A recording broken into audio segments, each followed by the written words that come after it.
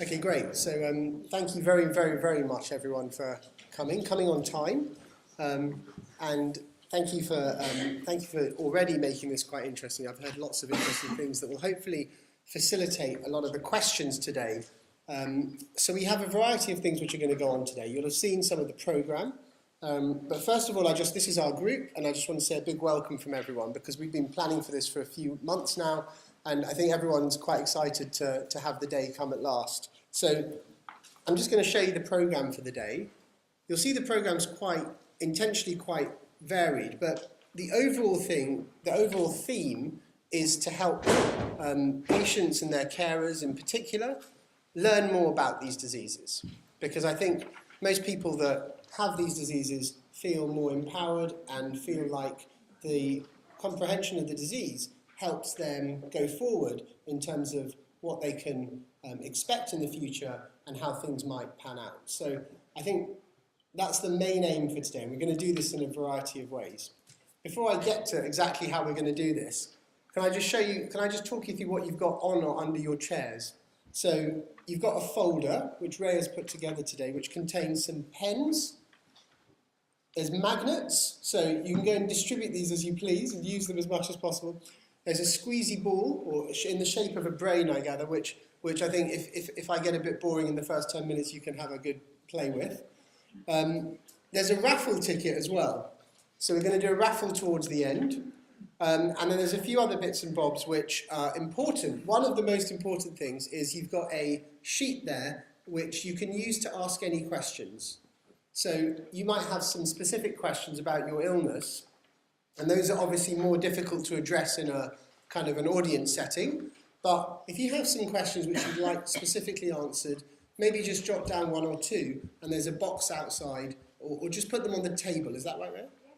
Just put them on the table outside as you leave for the break, and we can collate them and see what the most common ones are, and we'll try and address those first. Obviously, we'll be slightly time limited, but we'll do our best to get through as many as possible.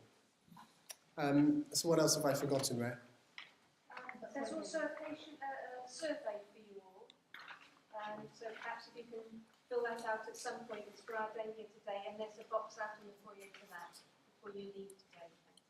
Great, thank you. Okay, so I'm just going to do 5 minutes now, but really this is the key for me for today. So, you know, we're a group where we see patients with these illnesses and we study these illnesses, and we study the illnesses from the sense of the clinical perspective. So you know, we've got lots of studies going on where we've come to many of you in the audience and just asked you questions about your illness, asked you questions about how things are now, and tried to put that together so that we can start to form maps and timelines of what's going to go on in these illnesses. So start to get some ideas of what the patterns are, which can then inform the next group of patients.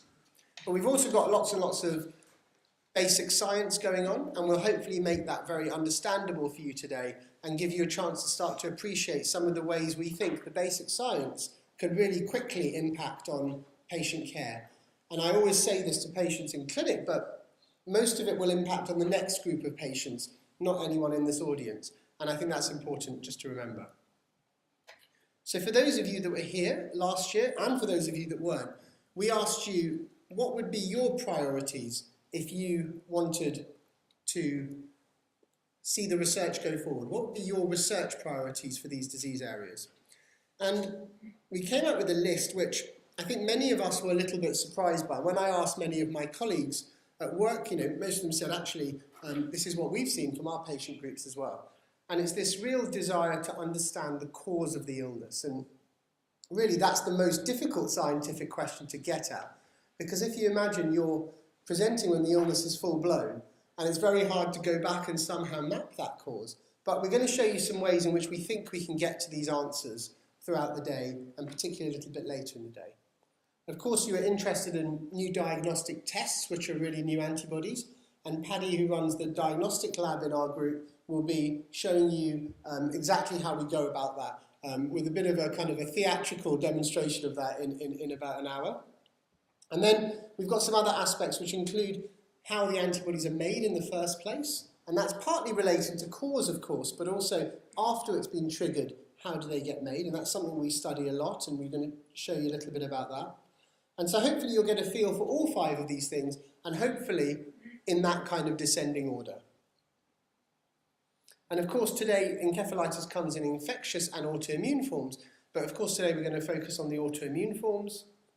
And to understand these causes, and I just go back to that because it was so overwhelmingly the interest in this meeting last year, traditional models would say you can have your genes, which are imprinted in you if you like, and then they can be modified by things you see in the environment. And we're going to take that as our kind of framework for how we start to describe bits of this. And we found little clues towards both potentially. The environment bit is the very difficult bit to get at, but we can talk to you about that a little bit later.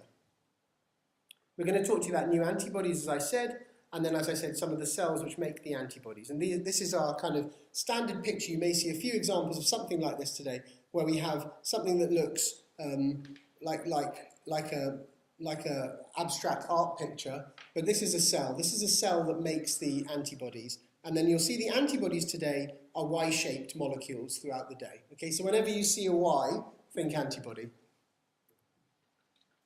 And what we're going to try and do is show you how our research has driven development and improvements that we think can quite quickly translate to patient care. So we're not talking about research which takes 10, 20 years to come to fruition. We're talking about research which, for example, if Paddy can develop a new antibody test, in theory, tomorrow we could set that antibody test up and offer it to NHS patients. So it's that kind of, that might be a rather dramatic example of how quickly it can happen, but still it's that kind of relatively quick translation that we're really interested in. And we hope that this will give you a better understanding and appreciation for your illnesses.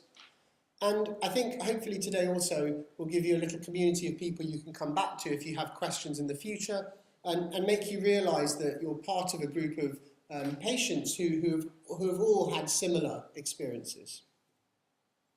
And of course the research can't go without extremely generous funding from a number of our sponsors, and these are the people we have to thank for all the work that we've been able to put together, and many of our salaries and our funding comes from these resources.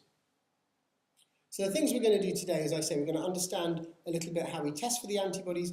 We're going to also walk through the journey of a patient. So we're going to, it won't represent all of you, but it will hopefully give you a feel for how patients might present, how then they might get seen in hospital, and how their tests may then be done, and then how they might get followed up.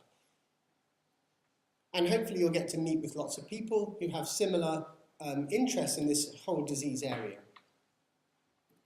And I like to put this up because it just reminds me. So you'll see later today that we have, in the lab, we kind of have we used to have a very good baker in the lab. And she used to make cakes like this. And this is a cake which kind of shows you the varying distribution someday of lots of work, no fun, a good bit of both, and then a little bit of both. And today I hope you'll all have fun being here and also learn about the work. You'll notice that there are hot drinks available today. A bit later, at the end of the day, we're going to have a wine reception, and then I'll leave you to work out what the morph suit means, but most people in the lab will appreciate that there are some costumes going to come into the day later. And we're very, very lucky today to have representatives from 3 of the main societies which will help patients in their recovery. And they're all going to talk in sequence. And in fact, I think that's just the right point to introduce Ava. Ava Easton's the CEO of the Encephalitis Society. And Ava's going to talk to you about narratives with regards to encephalitis now.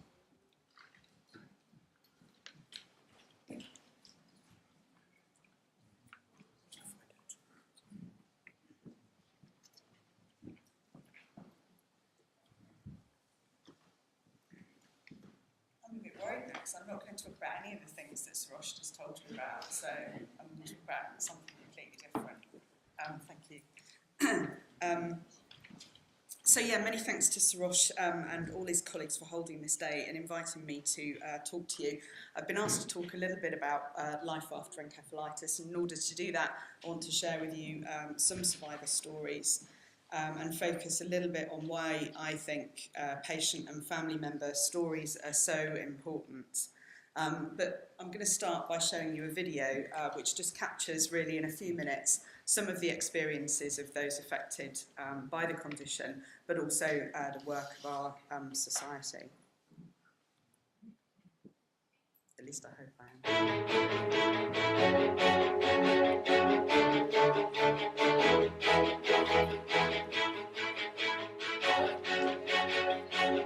had the perfect boyfriend. I was meant to be going to America for the entire summer to go and work, and I was getting firsts at uni. I'd just finished my GCSEs when I got it.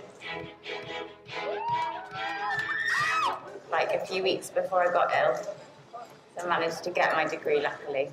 And I don't remember doing it. There's no warning, nothing. It was just, you know, if it's going to happen, it's going to happen. It doesn't matter. I don't think age, sex, you know, nationality, nothing matters. Encephalitis is a devastating condition. It robs people of their lives. We call it a thief because it just takes so much from families, from the individual themselves.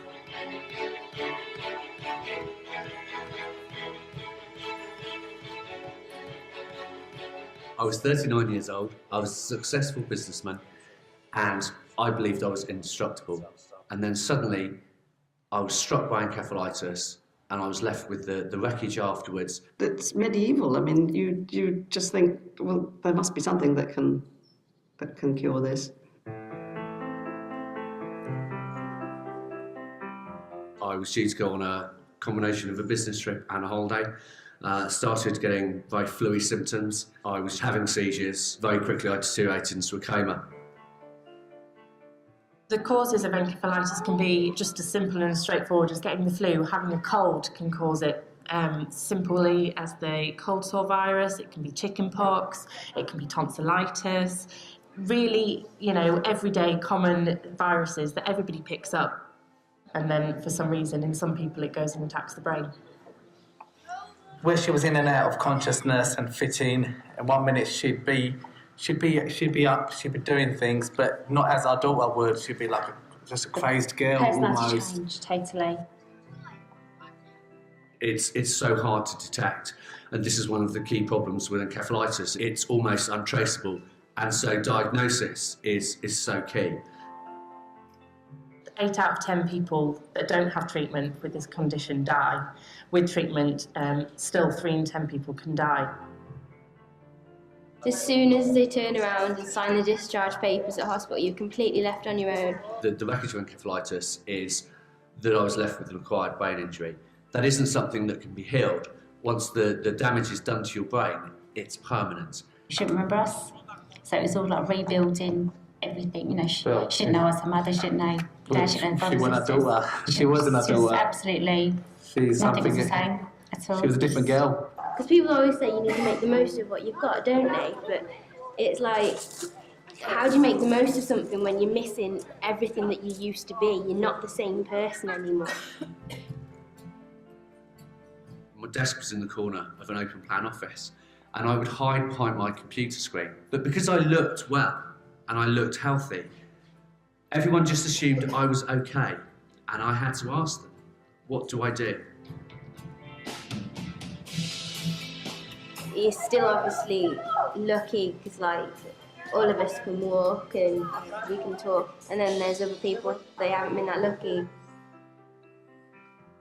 The day before he was struck down, he went to London to get his ticket for his gap year with his friend. On the Saturday morning, his friend rang up and said that he had difficulty waking up Johnny. He took him off to hospital. They sent him quite quickly up to the acute medical ward.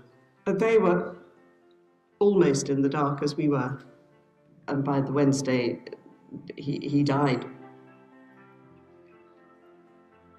We got hold of the one and only Encephalitis Society. They were incredibly understanding and helpful because, you know, we would have been floundering around. It is the only resource of its kind in the world, and they are working incredibly hard to transform people's lives through the help and support that they've given to medical professionals, but also to people affected by encephalitis. The family weekend, basically, it's a chance for families to come together in a safe environment that have been affected in some way by encephalitis. there's a whole range of people coming together really just to kind of feel that they're not alone, they're not isolated, and then have fun. I'm going to just stop that there because also I want to recognise at the time that we made this video, it was for something else. It was for a fundraising dinner that we did, but I also want to recognise our colleagues from the Autoimmune Encephalitis Alliance, because I'm conscious that we're the only resource in the world. At the time when we did it, we were, but they're also here today as well, and I know that you'll glean lots of information from those people. But this slide is something, it's a slide that we use regularly at the Society to illustrate some of the outcomes following encephalitis, and I'm sure that many of you will be familiar. A show of hands, does anybody kind of recognise any of the symptoms on there that they think that they can, yeah, so quite a few of you. You can't read it, shall I? I'll tell you some of the key things then that it says. It says problems with daily living skills, fatigue, being constantly tired, epilepsy, inability to understand, feeling different, feeling like you're a different person, having trouble with your cognitive capacity, so thinking, concentration, attention, processing, planning, those kind of things. Memory problems, so a whole range of things that people experience. And of course, some people will make a good recovery, but some people won't. And just today, 16 people will be affected by encephalitis in the UK. That's 6,000 people every year. And worldwide, around about one person every minute. So one of the difficulties as well that complicates brain injury generally is, of course, that it's often a hidden disability. And I particularly like this quote, which was strangely enough from the National Union of Journalists, but they make a really good point, because hidden disabilities aren't just important because of the difficulties themselves of it being invisible, they're also important because of the implications of not being believed. So not only are people suffering with a range of difficulties such as memory, concentration, fatigue, and some of the things we saw on that previous slide, but they're also in some cases having to cope with not being believed, that they're making it all up because they look okay. And in this quote above, they assert that the foremost discrimination that anyone can face is that of being disbelieved. But there's also a few things that make encephalitic populations unique.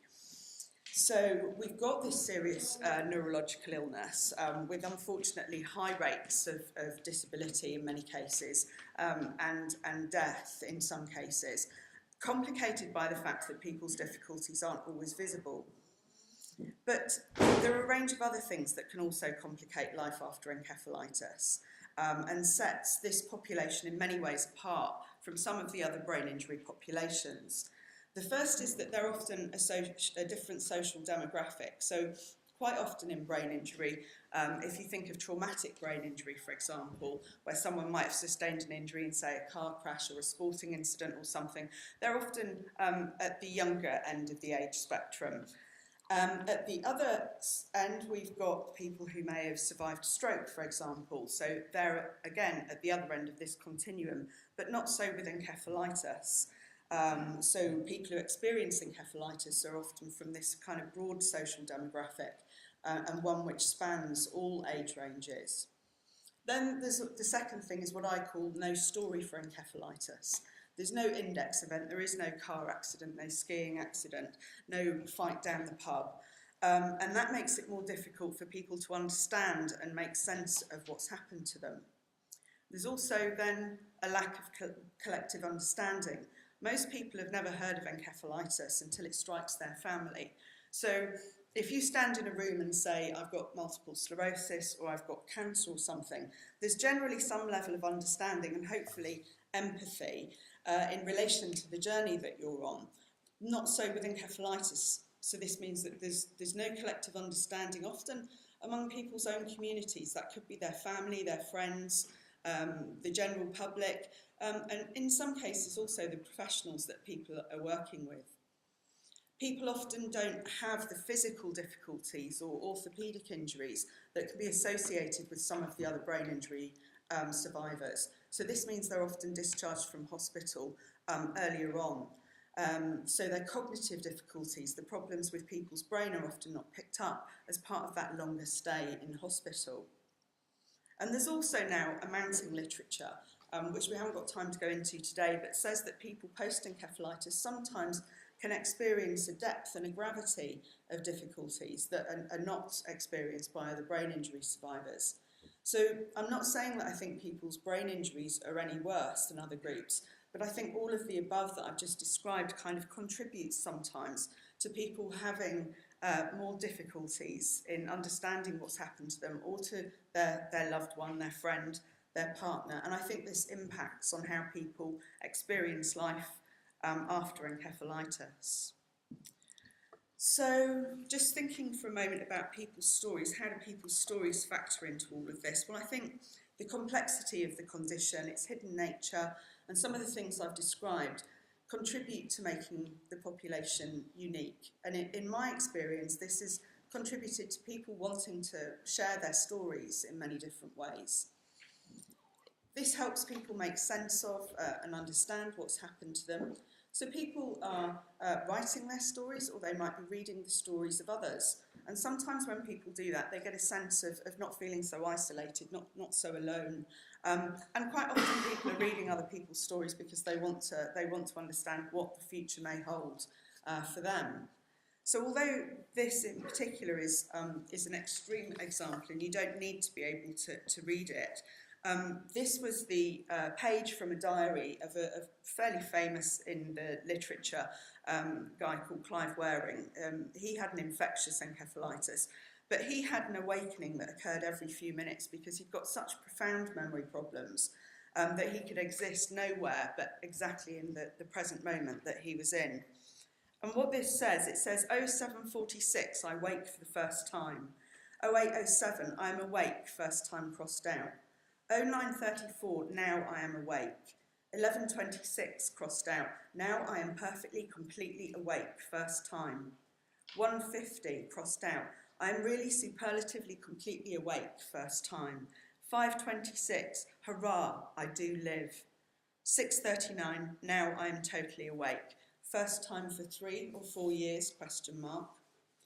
So the point I'm making is that people can be compelled to document things when trauma and illness has happened to them. And now in this video, we're just going to hear from Richard. Richard's also got difficulties with his memory.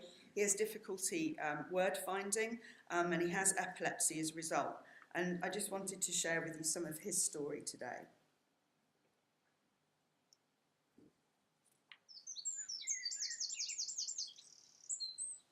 When I started to have encephalitis, I didn't know anybody who had it. I didn't even know the word.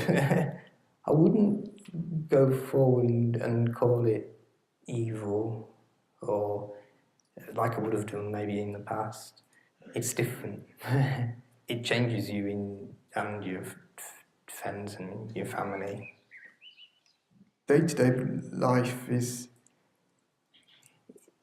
mostly, I mean, I have a lovely time with my mum and dad here. I don't really have any feeling about what I'm going to do next, because I can't actually feel that I'm going to do anything next. I have friends that are thinking, oh yes, I'm going to marry such and such a date, and then I'm going to go and do my certain doodads. I can't do that. So I just feel like to do good is what I feel I can do. And people say to me, oh, Richard, don't be like that, because you shouldn't be like that. You should want to do things and do them and rage forward.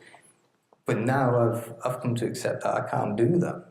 I can't get a billion job, earning tons of money, or and I can't do that. I get up mum wakes me up in the morning. I go and have my shower. And nearly every morning I do have a seizure in the shower. Maybe not every morning, but most mornings. After that, me being me, I have a read of my books, or I maybe look in the garden or just listen to the birds singing, something like that. And then me and Mum go out and have a coffee in the afternoon.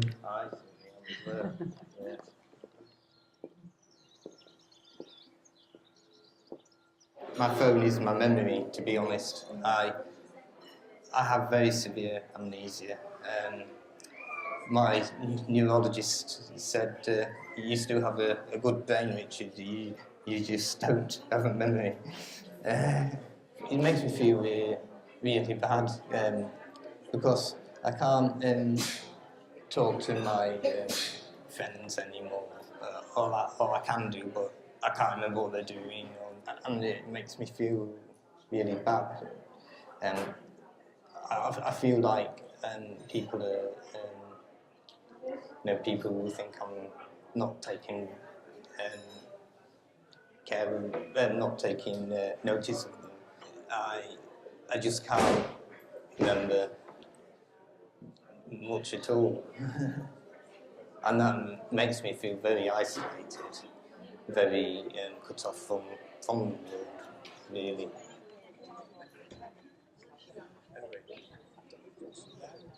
When I was doing university, I was at St John's College, which is heavily Christian college. And I enjoyed that, and I enjoyed going to be with my friends when they were at church and things, and at chapel. But at the same time, I felt that I'm sure there is a God, but I don't think he's limited to one religion. And so there was one way when I saw a Buddhist monk giving talks about Buddhism, and so I was talking to this Buddhist monk, and he told me about something in Buddhism called mindfulness. And basically, mindfulness is just to, if you're feeling bad, or you don't know what's going on, you simply sit and be in the present moment. I wanted to use that in my understanding of my condition. Everything is here now, and there isn't a yesterday or tomorrow, because all things are here now. And I just heard the birds sing there, and in the past I wouldn't have heard that. There's a longer version of that if you want on our website if you wanted to look more about Richard's story. But what I really like about his story is, as he described there, that he's developed this kind of mindful approach to his recovery in a way, living in the here and now and appreciating, the things that surround him just at that moment, rather striving. Perhaps fruitlessly, I think he would agree in his case, for some of the things that he recognises are beyond his capacity at this moment in time. So people's stories, or their narratives as they're sometimes known, are clearly really powerful, and they've got a long history in medicine. The 18th century very much saw the patient's story as key to the diagnosis. What patients had to say about their condition was really important. But by the mid-19th century, increasing industrialisation was occurring, technologies were being developed in medicine, and along with the development of hospitals and these developments, disease became firmly relocated back into the body, a dysfunction that could be scientifically identified, treated, cured. So what people thought about their condition became more irrelevant. and the patient's narrative became the doctor's case study, the doctor's case history. In the latter part of the 20th century, however, and the 21st century, we've seen a return to the embracing of the patient and their narrative. And two authors in particular were pioneers, creating a new genre of writing that's often termed the neuro-narrative. And they were Alexander Luria and also someone that you might be a bit more familiar with, Oliver Sacks, who's now sadly no longer with us. But they took what had been for centuries the doctor's case study, for want of a better word, and they made it accessible beyond medicine. Their writings made neurology interesting and readable for lay audiences, for ordinary people. And as a result, a change began to occur in people's understanding of some of these patients. And along with a change in understanding comes a change in belief. And with that comes changes in attitudes and changes in people's behaviour. And so people began to empathise with these patients, these neurology patients, and to empathise with their stories in contrast to judging people. Narrative medicine very much is led today by a woman called Rita Sharon, who works at Columbia in the US, and she's a guru in the world of patient stories or narrative medicine. And she describes narrative medicine as medicine practiced with the narrative competence to recognise, interpret and be moved to action by the predicaments of others. So what that means in practice is, and I'm not going to talk about all of these things, but what it means is that patients' stories can contribute in a number of ways, a number of important ways to professional practice. They can provide important insights for physicians. Understanding a person's narrative is incredibly useful and contributes to how we make sense of people's health and illness experiences. And in some cases, even integrating narratives into their own consultations in order to better understand the patient in front of them. And I would say, looking at a computer and tapping away as people casually ask questions are not the best way to say, you're important to me and I'm going to help you.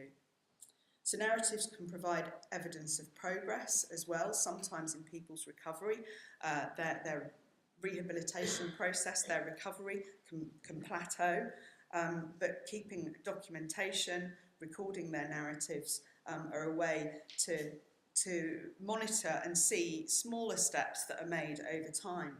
They can help people reframe their condition in the same way that CBT or cognitive behavioural therapy is sometimes good, to taking what's negative and turning it into something positive. And patient stories have even contributed to professionals rethinking their view of certain individuals.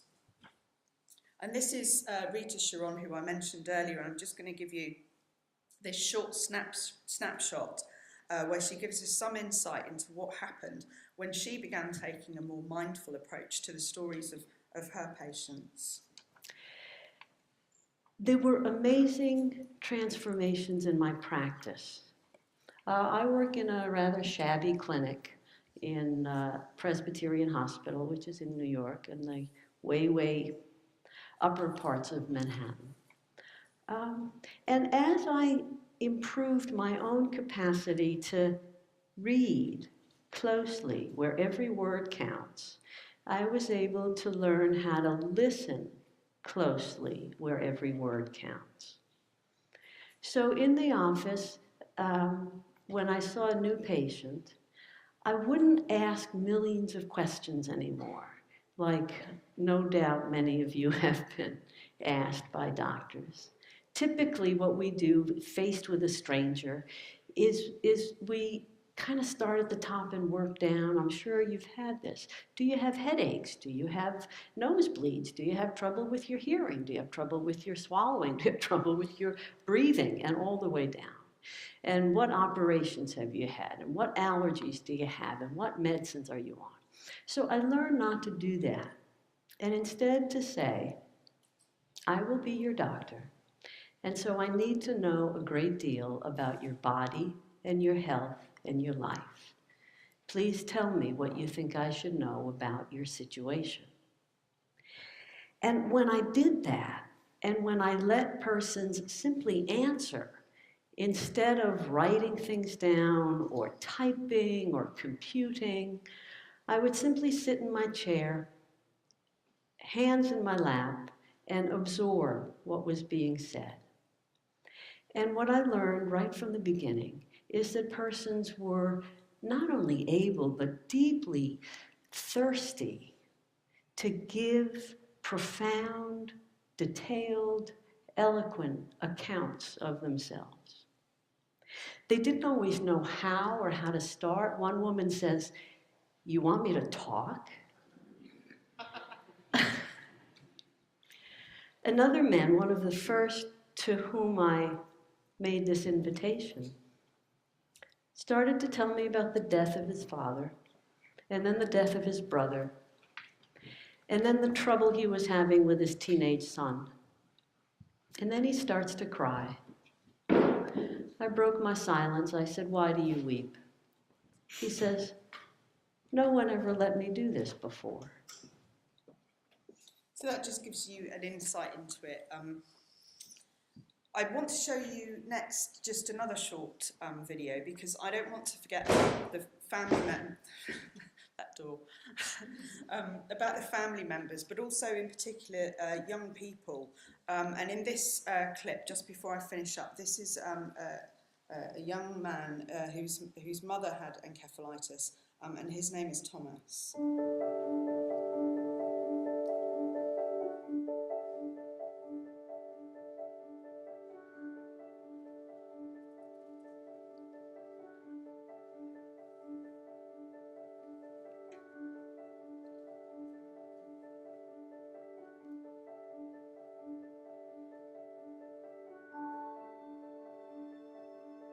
I'm Thomas Tarleton, I'm 14 and I live in Pontesbury near Shrewsbury. My mum had encephalitis when I was just less than 2 years old. She was in a coma for 4 months and then in hospital after that for another 5 months.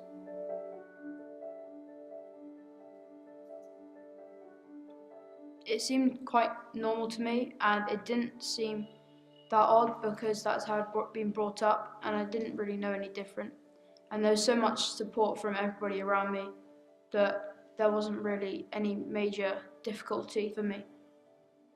It's stressful at times, but it's nothing more, to me anyway, than slightly annoying sometimes. But it does have big advantages, I think sometimes. So it's made me a lot more confident, and it's given Mum a lot of goals to be more determined and a focus. People can be affected in so many different ways that there's not just one single way, the way that I was affected, but many people could be affected in different ways.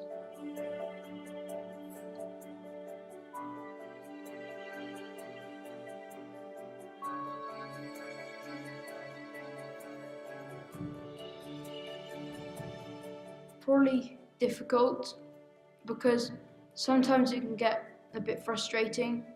Like, so Mum has to go for a rest pretty much every day. If she gets too tired, she can get very stressed, and I feel like I have to make sure, I feel like it's my duty to make sure that Mum doesn't get too stressed and that she's never too tired. So you get to boss your mum around? Yeah, which is very good. I like it. I always am happy to answer their questions about it, but sometimes they don't understand. If Mum is there at my house and Mum needs to go for a rest, then I explain to them. Most of them know about it now. So I learned two things from that. One, kids are shamelessly honest, but they're also incredibly resilient as well. This is not a shameless plug for the book that I wrote. It's actually to tell you that I'm writing another one. I've signed the contracts with Routledge, the publishers, and we're looking for people to share their stories. So this book contains 8 survivor and family member narratives. So on this web link here, which is, it's also, you can just go onto our website, We're looking for people who would like to share their stories that can be considered for inclusion in the book. So if anybody's interested in that, unfortunately I have to go after this, but you can talk to John on our stand, which is out of the front, if you're at all interested. And we'd love to hear your story and see which ones can be included in the book going forward. I'm going to finish up in a minute. We really need people to get involved in World Encephalitis Day, which is on the 22nd of February. So please, if you think that that's something that you can help with, again, have a chat with John or just drop us an email at the Society.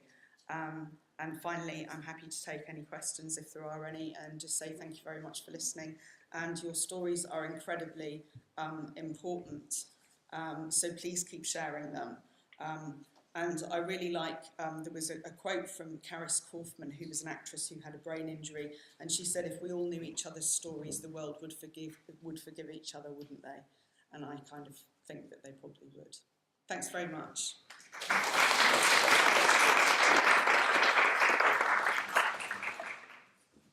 I'm happy to take any questions if there are any, but probably aren't. It's early on. We've got to warm everybody up.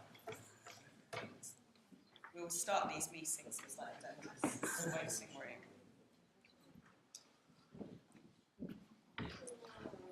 Okay. Thank you very much. No worries. Thank you.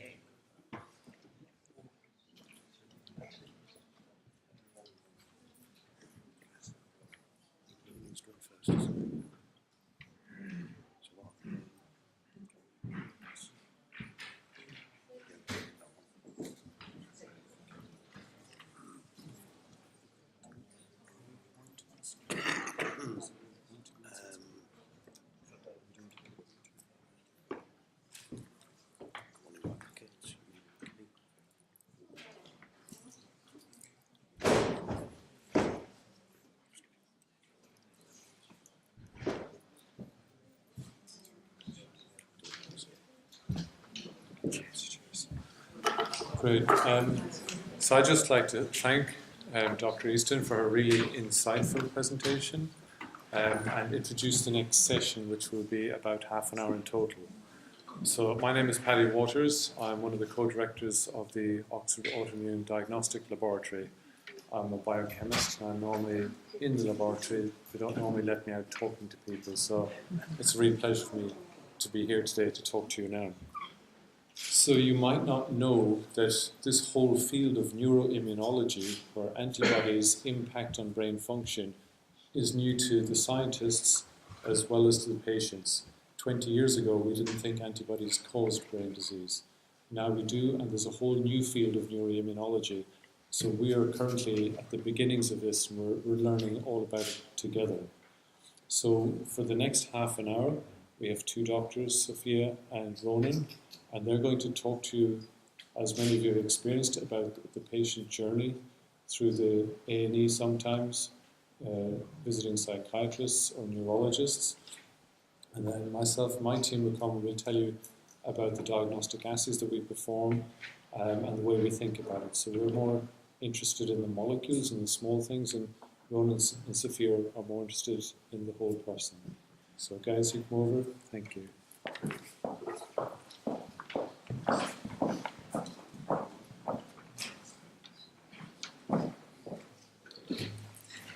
Good morning, everyone. So, as Paddy said, I'm Sophia. This is Ronan. Hope that you're enjoying your morning so far. Okay. Right. Hi. So we'd like to introduce you first of all to our imaginary patient, Mr. Smith. Now, he's a 68-year-old man who lives with his wife, Mrs. Smith. They have two kids who are grown up, Mr. Smith Jr. and Mrs. Smith Hernandez, who got married last year. He's a retired car mechanic and he's a DIY enthusiast. This is their new fence. He's very excited about it. He loves a bargain and he got 20% off at home base on it.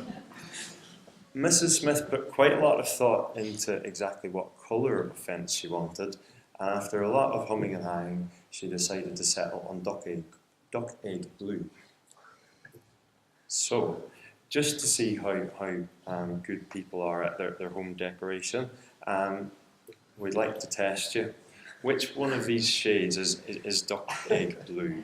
Okay, so could we have a show of hands for number 1? Okay, number 2,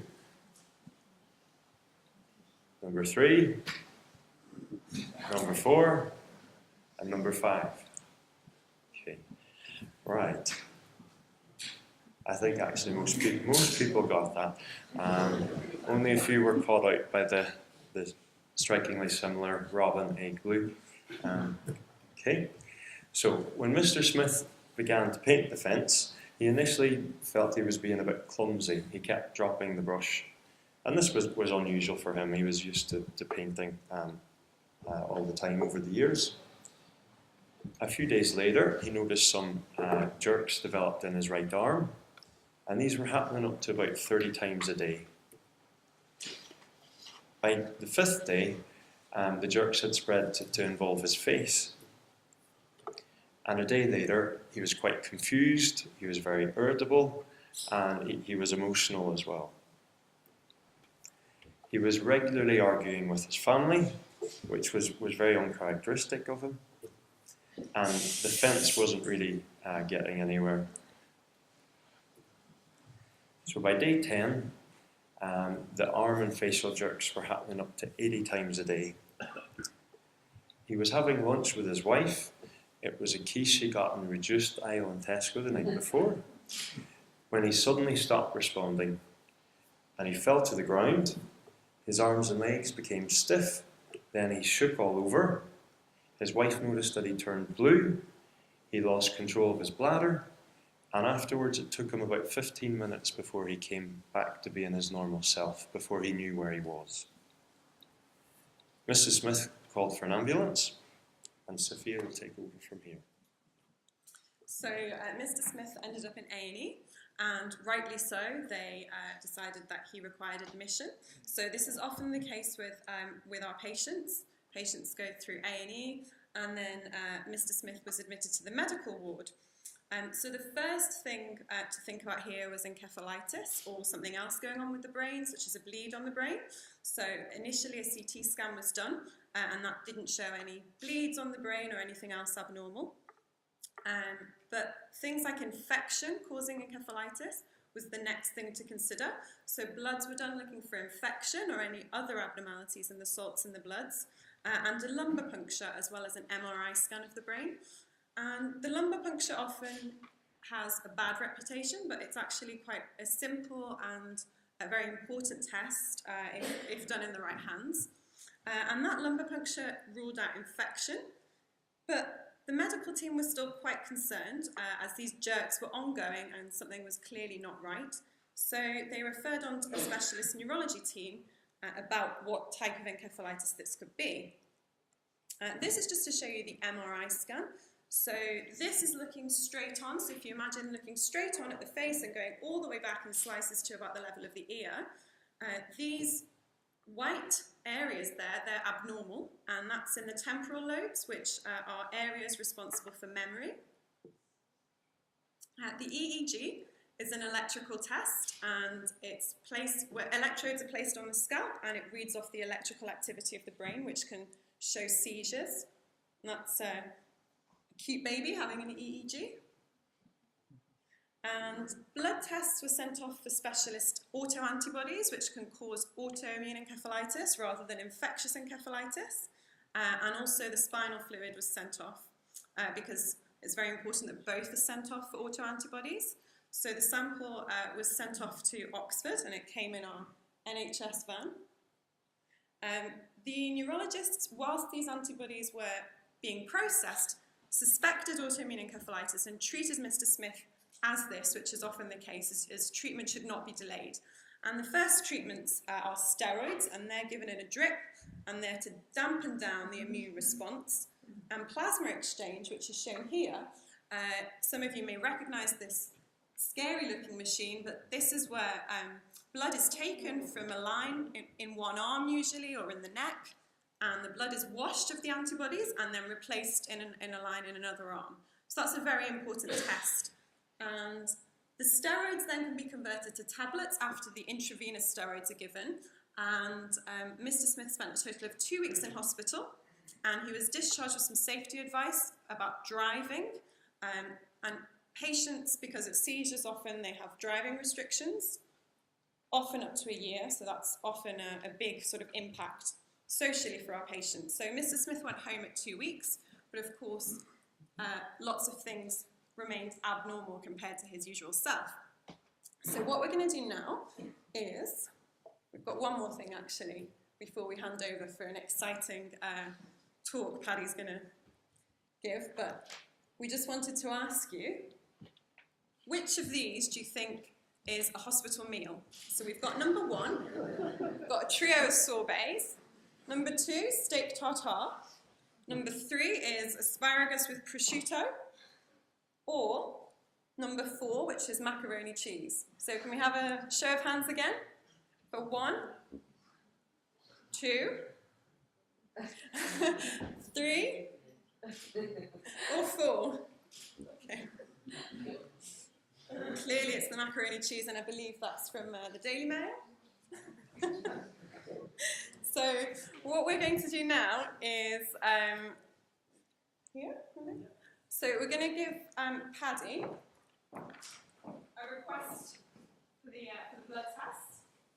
So that's the request form for the antibody test. And Paddy will tell you how that's done.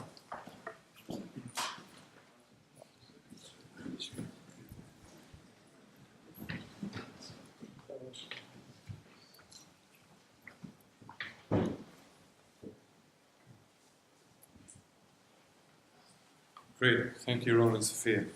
Okay, so in my world, this is what a doctor's clinic looks like.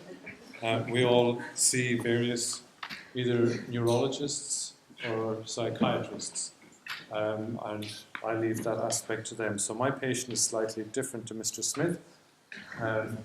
This is Mr. Simpson. So what do I need from Mr. Simpson? So Ross earlier talked about a Y-shaped molecule. So in biology, we've got a thing called X-ray crystallography, where we can actually see the exact molecule. And this is what an antibody looks like.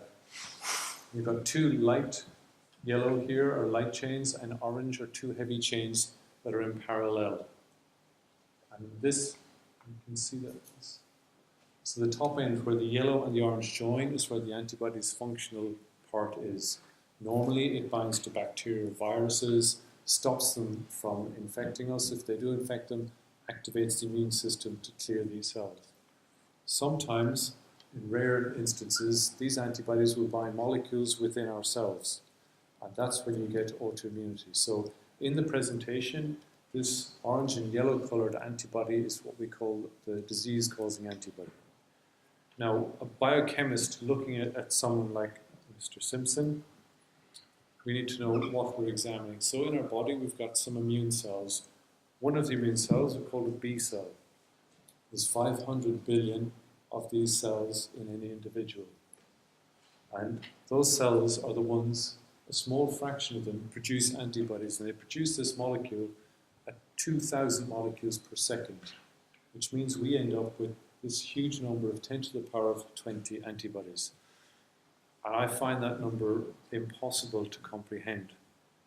So if we take a small volume, like a drip, so a drip from a tap or a drop of blood, inside there we have 50 trillion antibodies in this tiny, tiny volume.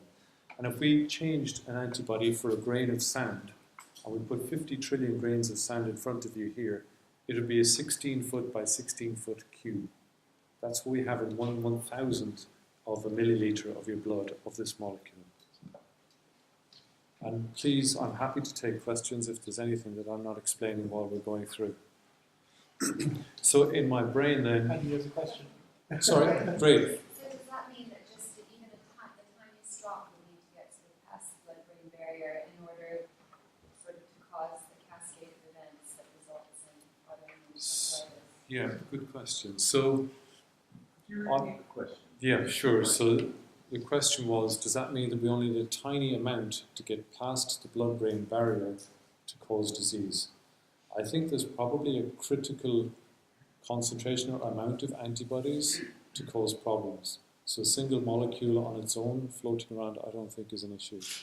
And blood-brain barrier does quite a good job of keeping the antibodies out at the best of times. And we still don't know how these antibodies get across. When you have traumatic damage, then of course there's free leakage through, but otherwise we're not sure how they get across. Yeah? So in my mind, this is what a blood sample looks like. And can you see the pathogenic antibody in there?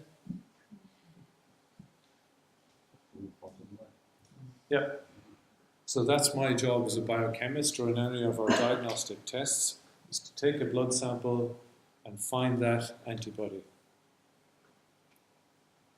So the journey of the blood samples, you've been to the clinic with the doctors, they take a blood sample, which looks like this, and then whatever hospital you're at, this blood sample goes on a journey. It heads towards the immunology laboratory, which may look like this, a very busy laboratory in our lab. And then this is a centrifuge. So we take the blood samples, we put them in the centrifuge, and as the name of the machine suggests, we spin it and you separate out the cells from the soluble part of the blood. And that yellow stuff on top here, that's the serum. We can also do CSF, but these are the liquids then that I will test in the laboratory, and this is what gets sent to me in Oxford. So in that top yellow bit, we have this blood sample with these normal antibodies in grey that protect us against bacteria, and then the orange ones in rare individuals that cause disease. So we give them to our postman, and he starts on his journey. So I had great fun making these. So I made a few of them. So wherever you are in the country, he will take samples, and eventually he arrives in Oxford. They don't come to my laboratory yet. They go to our clinical immunology department. So we receive maybe 80,000 samples a year at the clinical immunology department, and then they have scientists rather than postal workers, but they're literally doing the same job of they're sorting out all the samples. If a blood sample comes, they're the ones doing the centrifugation. If it's serum, then they're aliquoting it for different tests. Once they've got the samples ready, then they send it to the John Radcliffe Hospital. We work in the children's wing, but it's adults and children that are seen there. And we can see here then, this is the package of serum samples that get to my lab. And in the lab then, we start testing. So just so we can all become experts in the diagnostic test, I've got some bullied volunteers from the laboratory to have a look at how an assay is performed. So we need different reagents. So the first thing, we've got a cell that we grow in the laboratory. So Andrew, could you come up?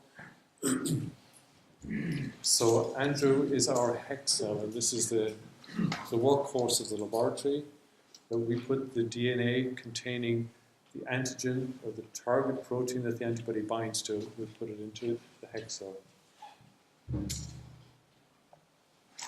Good. Then we're going to have some healthy antibodies that fight the bacteria. Healthy antibodies, can you come up? Great. So these are bacterial and viral fighting antibodies, and they're all beautifully Y-shaped. Great. Then we have a pathogenic antibody. Now, we have described on here a beautiful orange colour, but in our blood, we can't tell one from the other, and that's the purpose of the diagnostic test. And finally then, to be able to see the pathogenic antibody, we need a fluorescent colour that were made by a company, and we add it in to detect this pathogenic antibody. So this is our fluorescent secondary antibody. Great. So the first thing we do, we have our hex cell, and we transfect it with the DNA so it can express the antigen of interest. So this is, let's make this the NMDA receptor. Then we take a sample of serum, or CSF, and we mix it in with the hex cell. And in a healthy individual, so you stay way over here. So they're there for an hour, and then we wash the hex out. Off you go, you've been washed away. And then we add our secondary antibody. Now this guy is looking for an antibody in this system to bind to. But because there's no antibody bound to the target, he's got nothing to bind to. Then we wash secondary antibody away, and we look down the microscope, there's no colour. Now, if we have a sample from a patient with an antibody in their blood, we do the same thing again. So here we have the blood added in, but this time there's a disease-causing antibody that goes in there.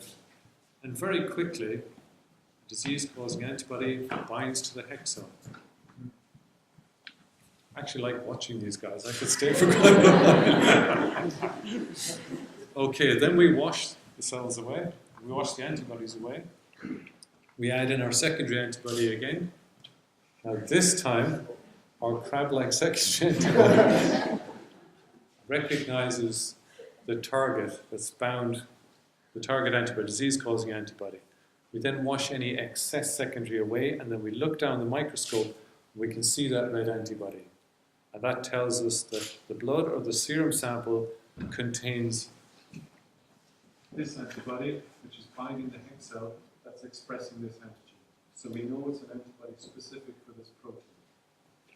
And in the literature now, there's probably 15 different diseases that we detect different proteins for. Great. Can I just ask what level of conjecture is required for you to postulate the existence of an antibody to find that antibody? That's a difficult question.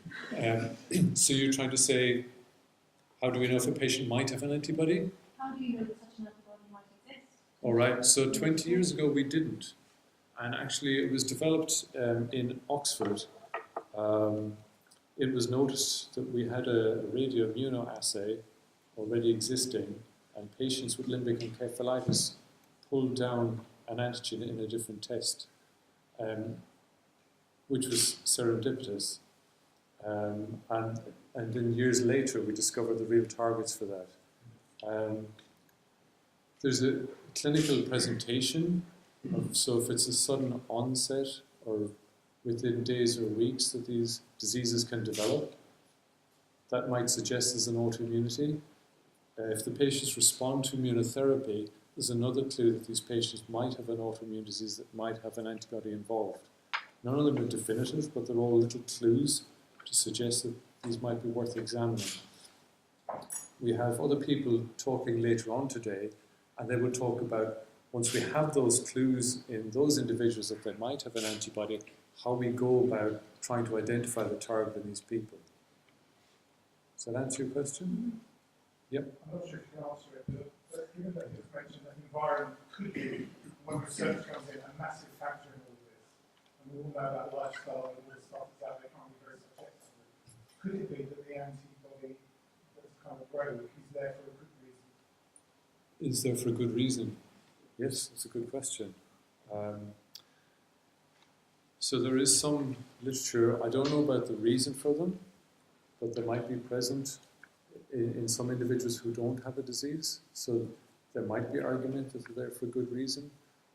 But from my point of view, I would think that's dangerous to have these self-reactive autoantibodies. What we know from, 1900s was the first description, I think, of autoreactive antibodies in individuals. We do have what are called natural antibodies. So when you get cellular destruction, these are involved in cleaning up the debris and getting rid of it in a normal individual. They normally target cytosolic content, so we know they exist, they're very useful, so we don't have a lot of debris flying around. The extracellular antibodies that react, I'm not sure how frequent they are in the population, but I would say that it's relatively rare in most of these antibody-mediated diseases. So I don't know if there's a real function for these antibodies, but I can't definitively say there isn't. Yeah? Okay. So, thank you, actors. Great.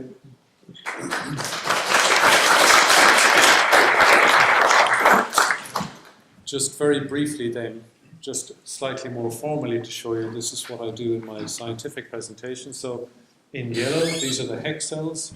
In orange, you can see the antigen, like Andrew was holding up.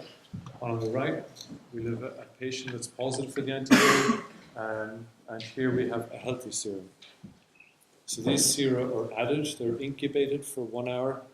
You can see the disease-causing antibody is bound, and when we wash, everything else moves away. We add the secondary antibody, again we wash away. And then these samples go, this is our, can you see anything there? This is a microscope room, it's meant to be dark. And this is then where we take the slides that the cells are on, that maybe there's fluorescence on there, and we see down the microscope are they positive or negative. And this is what we see then. So in the top left, it's got a 0. There's a little bit of background yellow staining, but it's pretty much negative. So this is a negative result. And on the bottom right, this is a very, very strongly positive sample. So this is what's called a semi-quantitative test. And then there's different levels of positivity, with 4, 2, and 1 is barely positive. These are our borderline. So when we're finished testing, we write up these very sophisticated reports. And if you've got a result like this, we call it positive. If it's like this, we say it's low positive. And if it's like that, it's negative. And then we give the envelope to Postman Pat, and off he goes. Great. So I'll hand back to Ronan and Sophia. Here's your result.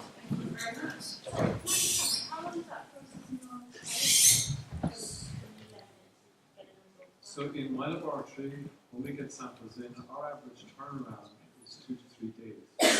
The process from hospital, sometimes hospital will collate a few samples, they go to our immunology department, they have things to do when they come to my lab. From my lab, the result back 3 to 3 days. And then the processing. How many tests do you do in a day? So in a week, we probably do for 15 tests, 400 or 500, I would say. And how has that changed if you went back 2 years ago? Oh, it's vastly increased. So we started 8 years ago, we were doing 50 samples a week. And now, it's just with the number of new diseases and the number of samples within each of those diseases that we get, it's increasing all the time. It's exponential, isn't it, really? What has been? Looking at the spinal fluid, what becomes beneficial there, for example? So the difference between the cerebrospinal fluid and the serum, again, I'm not a doctor, but I understand that's easier to get.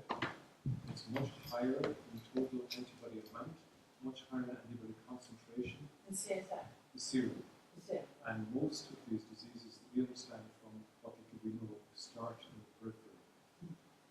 Then the antibodies or the cells get into the CSF, they start producing antibodies there. It's always good to have both for screening for these diseases. The CSF we can use at lower dilutions, so more concentrated, because there's less protein within the fluid. So we can test that at a lower dilution. The serum, there's a little bit of background, we dilute it more, but most often the serum is easier for us to read, but both is helpful. Can I ask you a question? You said you primary group. So what proportion of those you don't turn to positive? So, a percent? Yeah. Yep. 8%, there's your answer. 8%?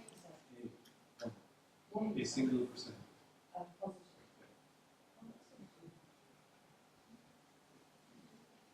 Is there a possibility that if a patient has received blood delivery products like hemoglobin or plasmapheresis, that a certain antibody or certain antibodies will be found in several spinal fluid or in blood? So I'm not involved in the processing. From a biochemist's point of view, I probably wouldn't be worried. My understanding is it's a big mixture from a lot of individuals. You don't have the cells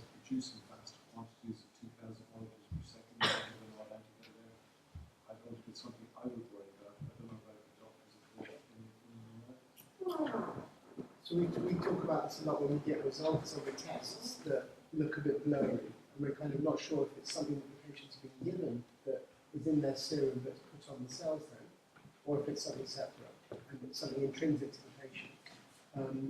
I think it's fair to say we don't know the answer yet, but we do have some examples where the medication given to the patients can look like a positive result on the test. Is that sort of answering what you're... Yes, I was referring strictly to immunoglobulin, immunoglobulin and or plasma. Yeah, and those would be the immunoglobulin, much more than plasmapheresis, would be the biggest culprit we would suspect. Yeah. And can you tell if... We think we can, yeah. We think we can, because it should, remember Paddy was saying, it should bind specifically to those cells that have the antigen, if it's a kind of a true antibody, and if it's immunoglobulin, it should bind more generally. Just a quick question. Are the levels of antibody dependent on when the patient's sample was taken? So at the acute phase, or because that's also very dependent on how quickly the patient was put into this pathway. So, for example, RDGH, my blood samples weren't sent at the acute phase. So, with the blurriness of the samples. So there's many instances for variation. With across people, if everybody was taken at the acute phase, there's huge variation there. Right. If you take at relapse, it's probably the best time after treatment is when you find lower amounts. So if you're somebody who's got a low level and you've been treated before you have the blood sample taken, then there's a chance that would be negative, for sure. I think it's fair to say that in these diseases in the first year, even if you're treated quite intensively, the levels won't go away. Sure.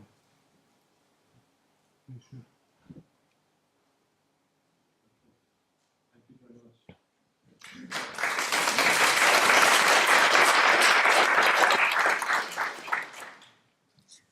So, I very much enjoyed watching that demonstration given by my colleagues. And thanks for our results, which we've got here in this envelope. Just to recap quickly, when Mrs. Smith returned home, so things are often not normal, even after an inpatient stay, some intensive treatment. And the biggest things often reported by our patients are changes in mood. Patients are often troubled by problems with sleep. So often during the day, patients might be very sleepy, unable to do things, whereas maybe at night they might be unable to sleep and really suffer with insomnia. And that is a combination of the actual condition plus steroid side effects. So these are really common things. Mood changes, personality changes, interactions with friends, family. So these are all things which impact upon patients and relatives. And of course the driving, which I mentioned, is a real impact. So Mr. Smith was relying on Mrs. Smith to drive him everywhere, supermarket, to see friends. So these are really things that we should all be very much aware of, and the impact. So we've done that. So after discharge, Mr. Smith went to his local neurologist about 6 weeks later, and they discussed the possibility of LGI1, autoimmune encephalitis, which really fits with Mr. Smith's jerks. So the jerks of the face, the arm, so they're what we call faciobrachial dystonic seizures, FBDS, which some of you may be aware of. So that really did fit with his diagnosis, and his local neurologist referred him to a consultant neurologist in Oxford, Professor Irani, with a special interest in these conditions, autoimmune encephalitis. And the appointment was booked for a month later. So, over to Ronan. Okay. So this is just to demonstrate that patients can be referred from anywhere really, and often have to travel quite a distance to get to clinic. The sat-nav broke and they took a wrong turn at one point. But just to test people's geography, would anyone like to suggest where Mr. and Mrs. Smith live? Any other suggestions? Yeah, about 20 miles off. I don't know. Anyway, so when they arrived at the John Radcliffe Hospital, this might not be unfamiliar to anyone who's been there before. They were faced with a long line of traffic. So Sophia? Yeah, so I'm just going to talk about more traffic at the John Radcliffe. So still queuing to get to the car park for the appointment with Professor Irani. And Ronan's just going to now talk about... So once they went round the hospital a couple more times, they eventually found a parking space. And then they arrived at the West Wing. So when you first arrive in our clinic, you will be greeted by these two ladies, and they'll book you in for your appointment with Professor Irani. So our clinic, the autoimmune neurology clinic, is held on a Wednesday afternoon, and you'll be greeted often when you open the door. The chairs will be coming quite close to the door from the other end of the room because lots of people will be in there. So you have Professor Irani, consultant neurologist, you'll have a few of us clinical fellows in there. You may have Dr. Okai, who's a consultant neuropsychiatrist with a special interest in autoimmune encephalitis and will help with things like mood problems and discussion upon those issues. And you may see John, who's our specialist nurse, again for encephalitis. And so Professor Irani will really go through your story and exactly what your symptoms were, which led to your diagnosis, what treatments you'd received, and what treatments you're on currently, and the symptoms you have currently. And then you might discuss your diagnosis, so say confirmation of your antibody results. So in here we've got confirmation of an LGI1 antibody, which was positive in both the blood, the serum, and the spinal fluid. So that confirmed Mr. Smith's diagnosis of LGI1 antibody-associated encephalitis. But what's important is that pending that result, he'd been treated, and that's what's important here. The results confirm the suspected diagnosis, which is made clinically, going back to your question about the clinical syndrome, which really does help us and guide us with this diagnosis. So we'll go through your story and then discuss your diagnosis and then the next best management. It's often quite a long day. We will also offer participation in research, which is standard in such a specialist centre. These are our information and consent forms if you so wish to participate, so we'll take you through those. You also may meet Rhea here on the left, who will go through the information and consent sheets with you if you wish to participate in research, but also do memory tests with you, which take quite a long time, but they're very important, and this is a standard part of clinical care. So we go through memory tests and look at exact sort of memory scores and anxiety and mood scores, which really help us to see where patients may be at. And they can be compared to previous tests which patients may have had in hospital. And again, bloods is a standard part of clinical care, but also as research, may be done by Christina, shown there on the right. And behind the scenes, let's not forget, you've seen these two already. We've got Andrew on the left, Vicky on the right. They were our antibodies and cells earlier. So they're actually processing the bloods, which many of you and all of our patients are donating. Yes, sir. I was told my antibody level was 3,600 when I first had encephalitis. Okay. I understand the normal rate is 74 or something. But now I'm just told it's still positive. Well, if I had a reading, it would give me some understanding of where I am now, because obviously I'm not in the same state as I was at the beginning. Sure. Okay. So it's frustrating that I can't get an actual figure so that I know where I am in the process. Okay, I'm sorry to hear that. I mean, we can discuss all of that later, but so the level can be informative. It's often, as we've mentioned, quite high early and at the beginning and can drop quite dramatically with things like the plasma exchange treatment, but will still be detectable for a long time after treatment and after improvement. But we can talk about that later if you so wish and talk about specifics. Thank you. But this is going back to this Andrew and Vicky processing the blood, which many of our patients are donating at every clinic visit for say, a year or 2 years or even longer. And this process takes 2 to 3 hours per sample, so we mustn't forget that. And also behind the scenes, Rachel, Professor Irani's secretary, she diligently coordinates all of your appointments, so we mustn't forget Rachel behind the scenes either. And our patients also donate other types of samples, for instance, samples from lymph nodes in the neck, which we'll talk about later as well. So lots of things go on outside and around the clinic. Back to Bruno. So where's Mr. Smith now? 2 years after he first became sick, he's still taking the steroid tablets. He does have some side effects with those, so sleep disruption, some weight gain, and his GP monitors his blood sugar levels. He's also taking pregabalin tablets for helping his anxiety, and his memory and concentration never quite got back to normal, even though they did improve quite dramatically with treatment. As I know everyone would want to know, this is how the fence ended up. So he's now finished painting it. It wasn't what he'd initially planned or hoped for, but him and his family are happy with what they have now. Okay, so thank you.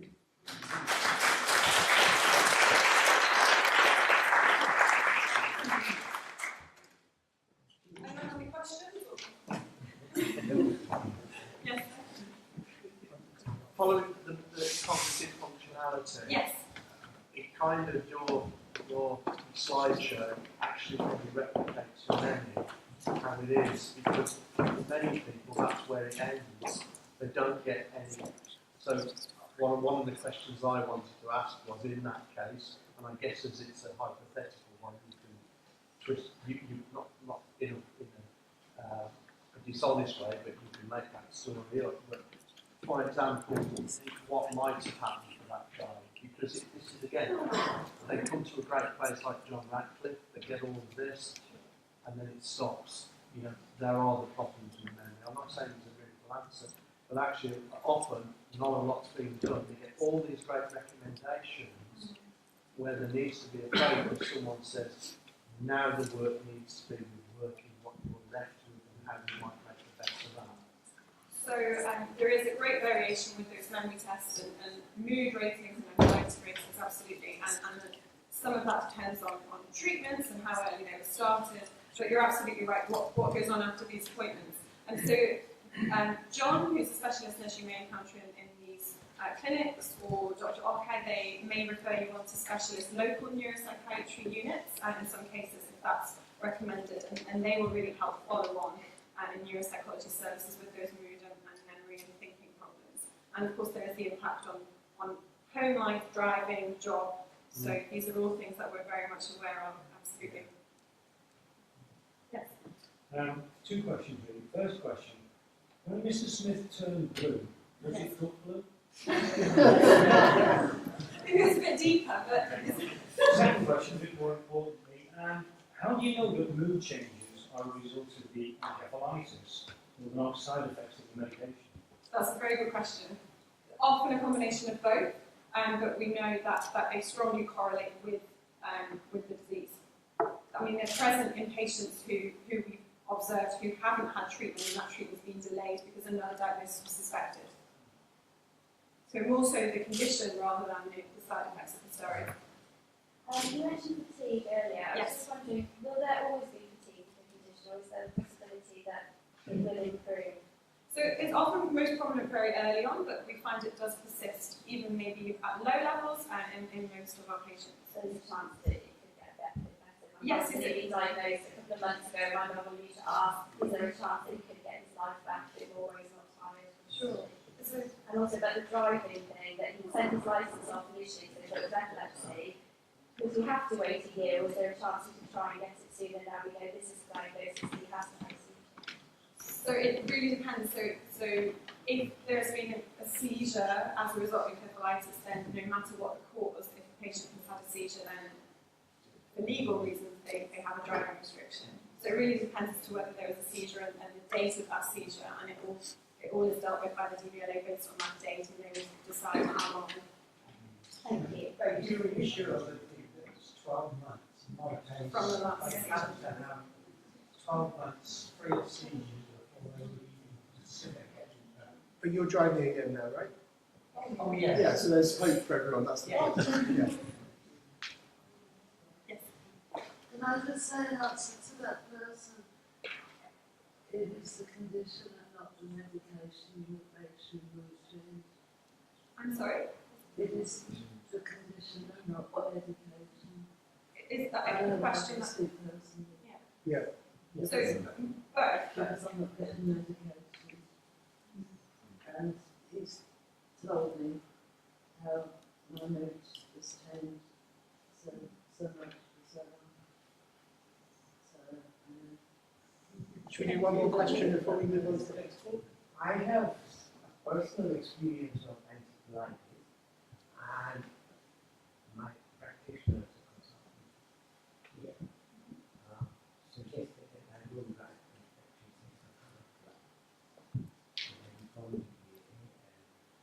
then when over a year I didn't have any seizures, I contacted the DBA and they said I can drive. So there is hope. There is hope. I found DBA and they said not a year, an automatic year's ban. They said all you need is a letter from your doctor. You say that in their opinion, you're not going to have another. So I don't think it is legally sort of make out, unless the person I spoke to, the DBA, doesn't know what they're talking about. It's very difficult. We have to provide as clinicians the dates of the seizure known to us, the last one, and then it's all done legally thereafter. It's often 12 months.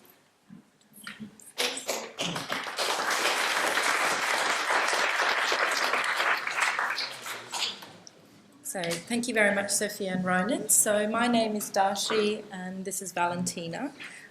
So I'm a neurologist from Australia, Valentina is a neurologist from Italy, and we've both been lucky enough to be able to work with the autoimmune neurology team here for a couple of years. And we're going to do a bit of a double act talking about some of the tangible outcomes from having patients like yourself and your family members participating in our research, and what kind of things we've been able to identify, both from a clinical point of view and also from a basic science and laboratory point of view. So I guess first and foremost, the biggest message that we wanted to get across in this session is how much we value your participation in our research, because it's really with the involvement and endorsement from you that we can actually carry out this research. The most common types of research information that we request when we ask patients in our clinics whether they'd like to be part of our studies is essentially access to clinical notes.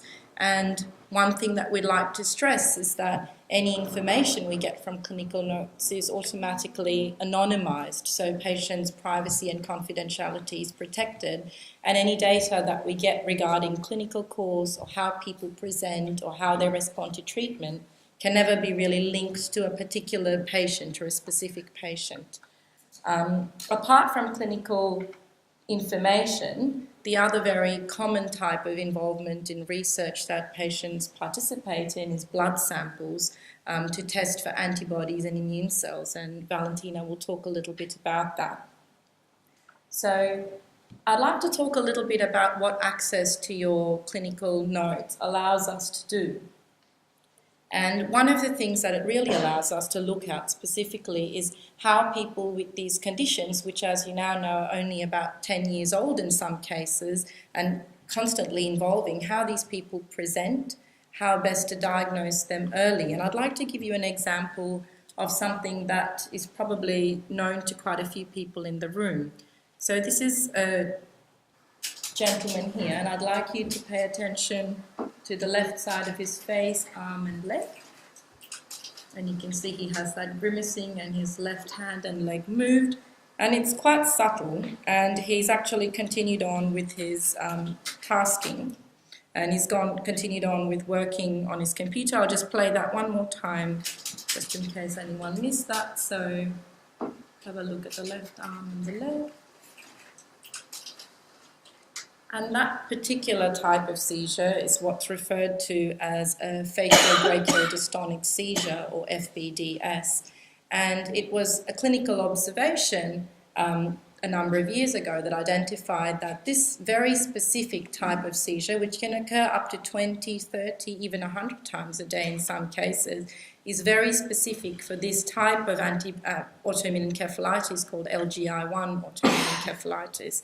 And it has been, because people were able to look through clinical notes of large numbers of patients, that an observation that was found in 2 or 3 patients, now we've identified that up to 50% of patients with LGI1 encephalitis may present with this. And this has been very important in expediting diagnosis. So being described in the literature in publications has allowed neurologists internationally to be able to identify that this particular seizure disorder is very suggestive of this particular type of encephalitis. We better test for these LGI1 antibodies. So that's an example of how clinical research has helped with speeding up diagnosis. The other way that clinical information helps is trying to identify how best to treat patients. And as Professor Irani said earlier, this is the kind of research that's very easily translatable in the here and now. So patients who are having ongoing seizures, if they're treated only with seizure medication, which is anticonvulsant or anti-epileptic therapy, AEDs over here, some patients might have reduction in their seizures, but you can see that there's still about half the patients who continue to have ongoing seizures. However, if you add immune therapy, which as described before was treatment that dampens down the immune system, something like steroids or mycophenolate, then you can see that the addition of this immune therapy greatly reduces the risk of having continuous seizures. So looking through large numbers of patients and what type of treatment they had and how they responded to the treatment, what stopped these seizures, has now allowed us to identify that these fatiobrachial dystonic seizures respond best when you add immune therapy. A few questions. Oh, sorry. Yes. Do you find that true for other antibody forms of Autoimmune encephalitis. So generally there's a pervasive theme in autoimmune encephalitis. So this is just a specific example for LGI1, but certainly there are large studies in NMDA receptor encephalitis that show similar things, that early treatment improves outcomes, early treatment improves symptoms. So I think it's across the board with autoimmune encephalitis. Immune therapy is certainly better than not having immune therapy. And frequently it's this concept of seizures which occur with autoimmune encephalitis, that stopping the seizures is often very difficult and in some cases impossible without the addition of immune therapy. For clarity for me, when I had my very first seizure a couple of years ago, that was described very much to me as like a fit on the floor, extremely violent. You showed a film of someone twitching a bit. Are you applying the word seizure?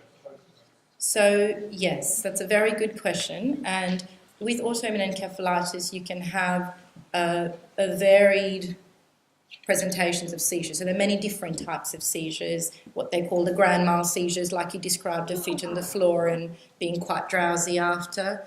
And as the patient in that presentation by Sophia and Ronan had, you've got this particular very discrete type of seizure. Even patients who have LGI1 encephalitis and this seizure can have other types of seizures as well. So I'm using seizures broadly in the sense that immune therapy in autoimmune encephalitis can help seizures in general and FBDS in particular. Yes? Do you have a view on somebody who's possibly going to have ECT for profound negative symptoms open label? It's been thought that it's catatonia, residual catatonia. Do you have a feeling about ECT stopping seizures or starting seizures, or where that comes in? That's a difficult question. I think that probably the biggest limitation is numbers. There have been reports of ECT being used for catatonia and things like NMDA encephalitis in the era prior to being able to diagnose the condition as such and treat it with immune therapy. But as far as I know, most of the studies looking at treatment of these conditions have looked at immune therapy, and so it's a little bit hard to tease out catatonia on its own as treatment. I'm not sure if we've got a psychiatrist in our team. I don't know, Adam, do you have any thoughts on this and catatonia in particular? Yeah, there hasn't been a systematic study of this. It's more case reports here and there.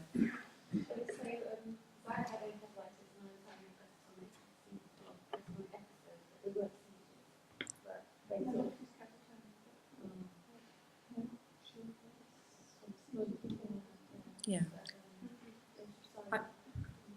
There's certainly not large numbers of patients who have had ECT to see whether or not they have a role in the routine management of patients with this condition.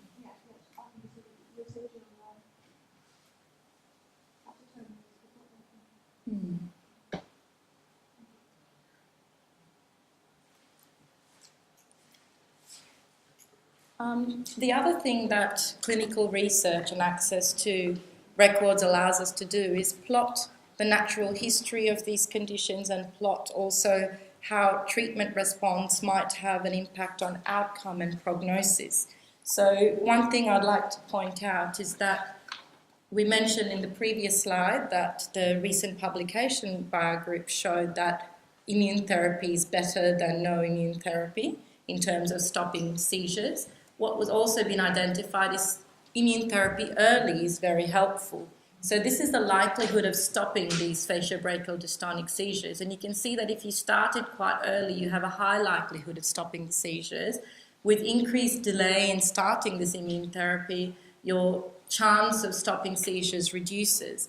And this highlights what Sophia mentioned in the previous case report, which is that while we're waiting for this antibody diagnosis as a confirmation, many clinicians have a feeling that if this autoimmune encephalitis is a suspected diagnosis, they often treat you empirically with immune therapy so that we don't miss this chance of trying to improve the outcome early. And another point I'd like to make here is that early immune therapy is also shown to help prevent what's called cognitive impairment, which is basically long-term problems with thinking and memory, which I'm sure a number of patients can relate to either from personal experience or from shared experiences. So this is the risk of developing long-term problems with thinking and memory. And you can see here that if you have ongoing seizures or these specific FBDS, your chance of having these long-term problems with thinking and memory are reasonably high. However, if we can stop these seizures, then we significantly improve your chance in long-term outcomes in months and years of not having problems with thinking and memory. So not only does the immune therapy help to improve seizures, but it also helps, early immune therapy helps, and it improves your long-term prognosis. Yeah? Can I just ask a question that will be pertinent to most people in the room? Sure. The diagnostic protocol, is that now standardised across the NHS? Because that's not my story at all with my husband. He was left for 6 months before any intervention at all, and he's now left with long-term behavioural and cognitive consequences. And we were all fobbed off routinely with that it was just issues in his behaviour and stress and just all sorts of ludicrous suggestions. Keeping something when he presented about 20 times. Yeah. No, I suppose one thing is this is basically what we find after studying over 100 patients, wasn't it, Sarah, who have this condition. And by no means, although this is the optimal way of looking at this condition, this paper was only published early this year. And so a diagnostic protocol is probably, it's not there yet. And so this is a common experience, what you shared just now is something that we certainly have heard in clinic from patients and carers. I suppose one thing to keep in mind is that the presentations can sometimes be varied, and also clinicians' experience with what is admittedly a rare condition can also be varied.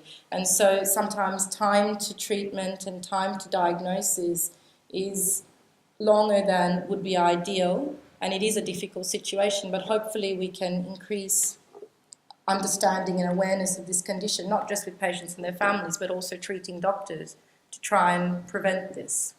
Yeah, and I would say, I think that's, we were talking earlier, how lucky we felt we were living near Sufton. We had a great group of clinicians there who were excellent.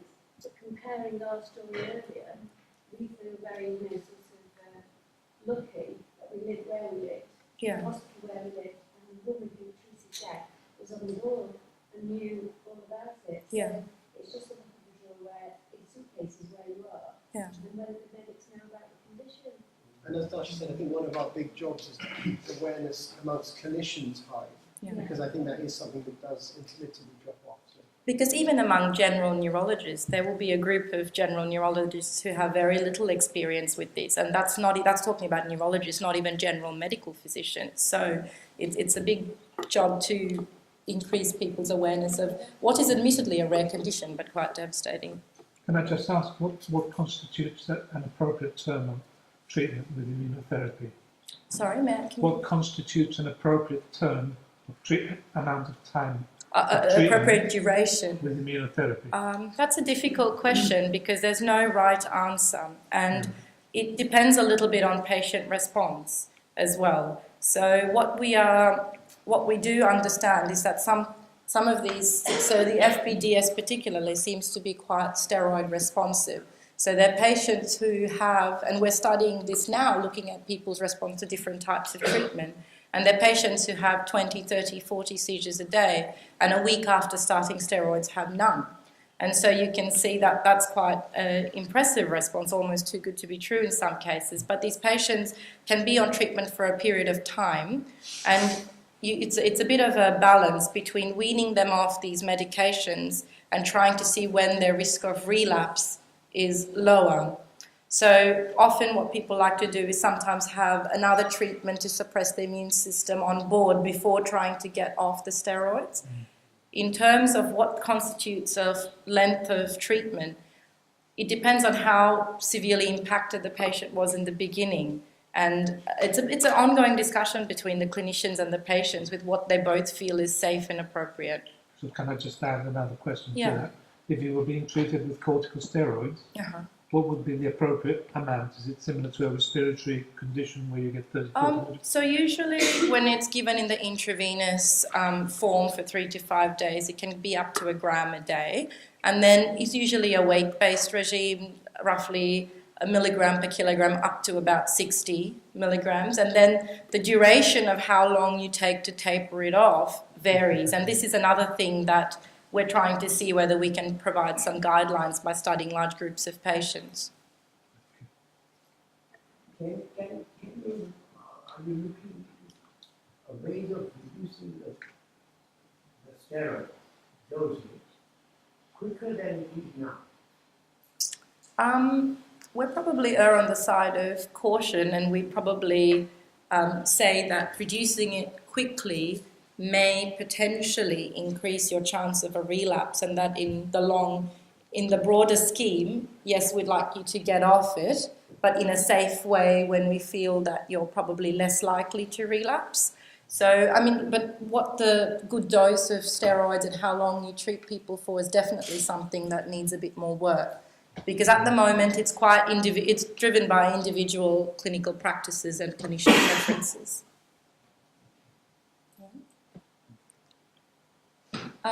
And so this was the publication that I was talking about that Professor Irani and Professor Waters' groups published earlier this year, and basically summarising what I've described so far. This is the patient's level of function. Once you kind of have these FBDS seizures popping in, early treatment, the ultimate aim is to improve your level of function back to close to baseline. And we don't really want to get to the point of delayed treatment resulting in problems with thinking and memory and reduced function. So the overall goal is to try and identify the best treatment protocols and the best treatment strategies to maximise outcomes.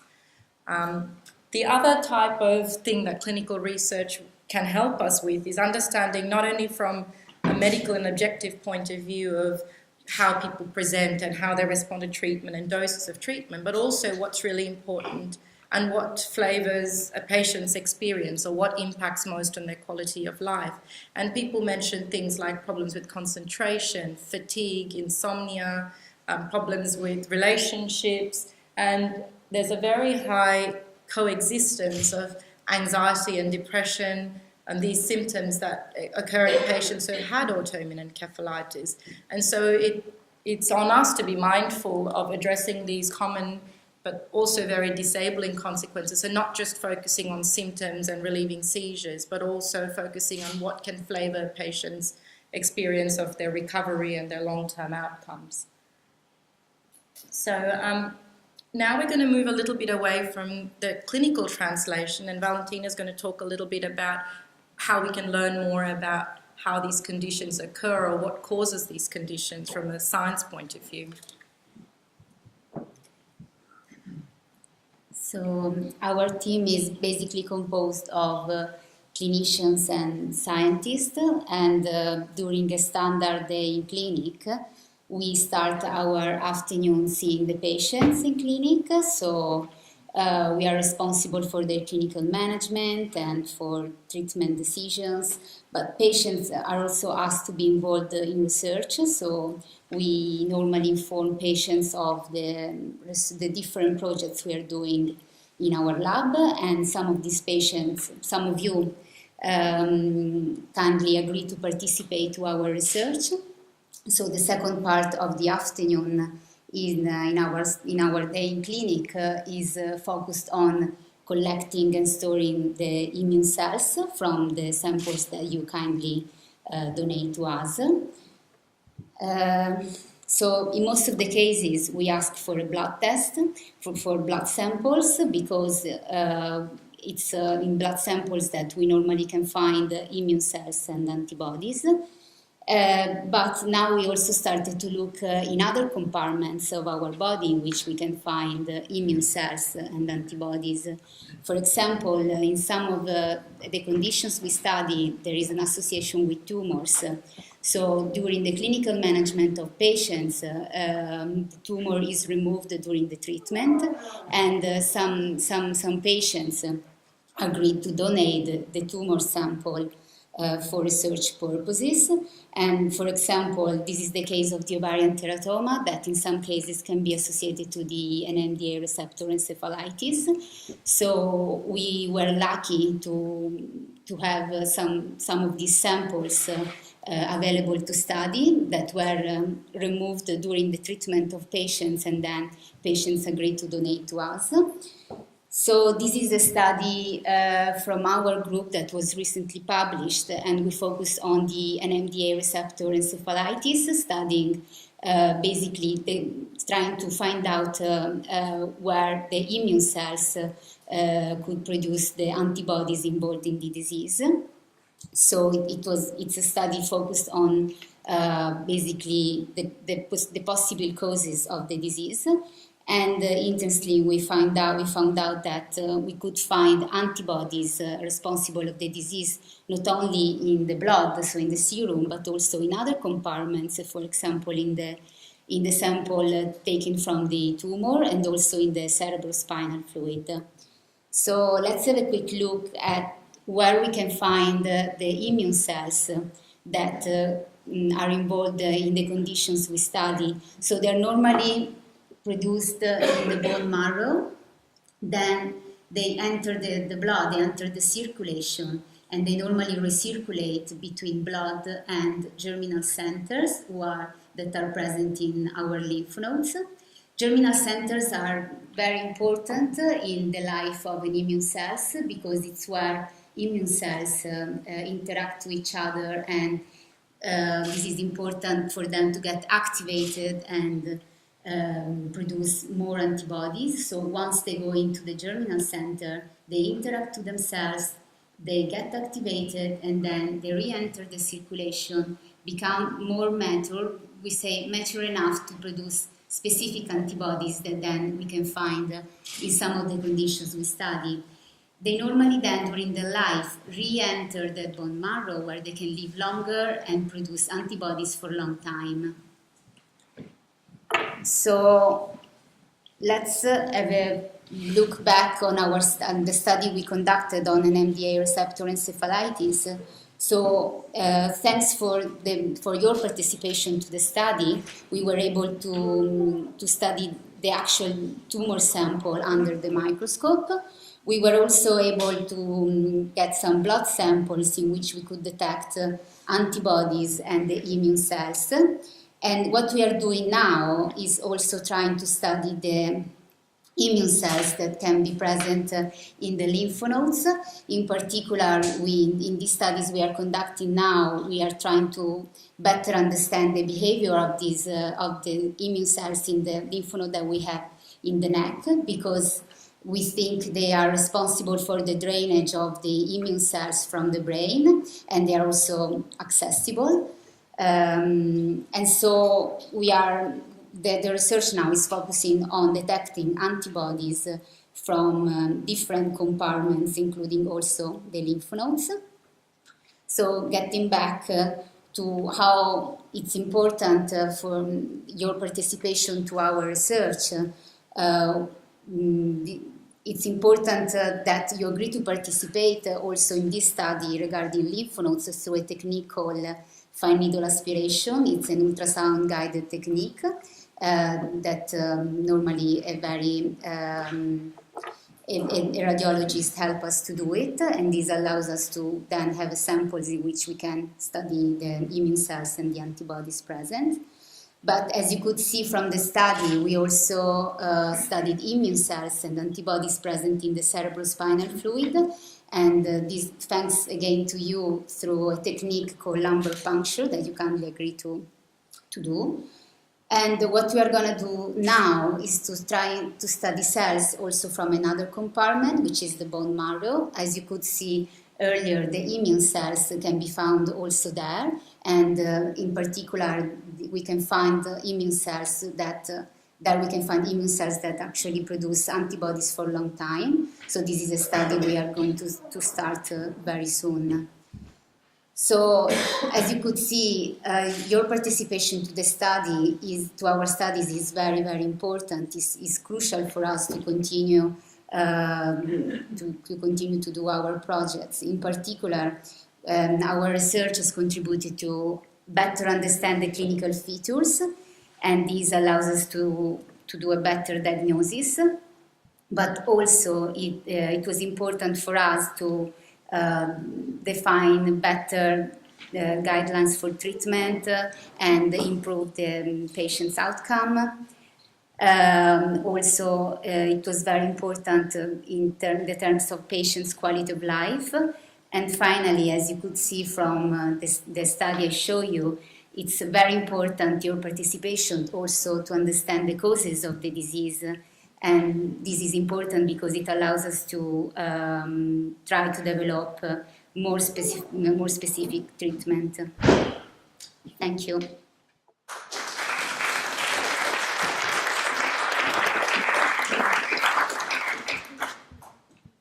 Should we take some questions while we're just going to update this? I went to the cerebrospinal hospital recently, and she was saying about trying to encourage the flow of the fluid up into my brain. So is that what you've been describing? So staying in the brain and in the spine. The cerebrospinal fluid. Yeah, yes, spinal fluid. Right. So that flows, does it? It normally is produced in certain organs, certain regions of the brain, and it does form, there's a natural drainage process between the brain and the spinal cord. But to this point, there's been no proven literature that the flow of it actually impacts outcome per se. But it's more that we're interested in the point of view that this provides the cells that cause immune damage in the brain and spinal cord, and it gives us access. But something about diagnostics as well, of course, as many patients get denied.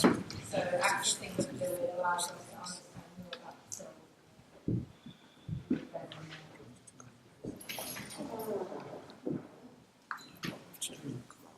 Are there any more questions?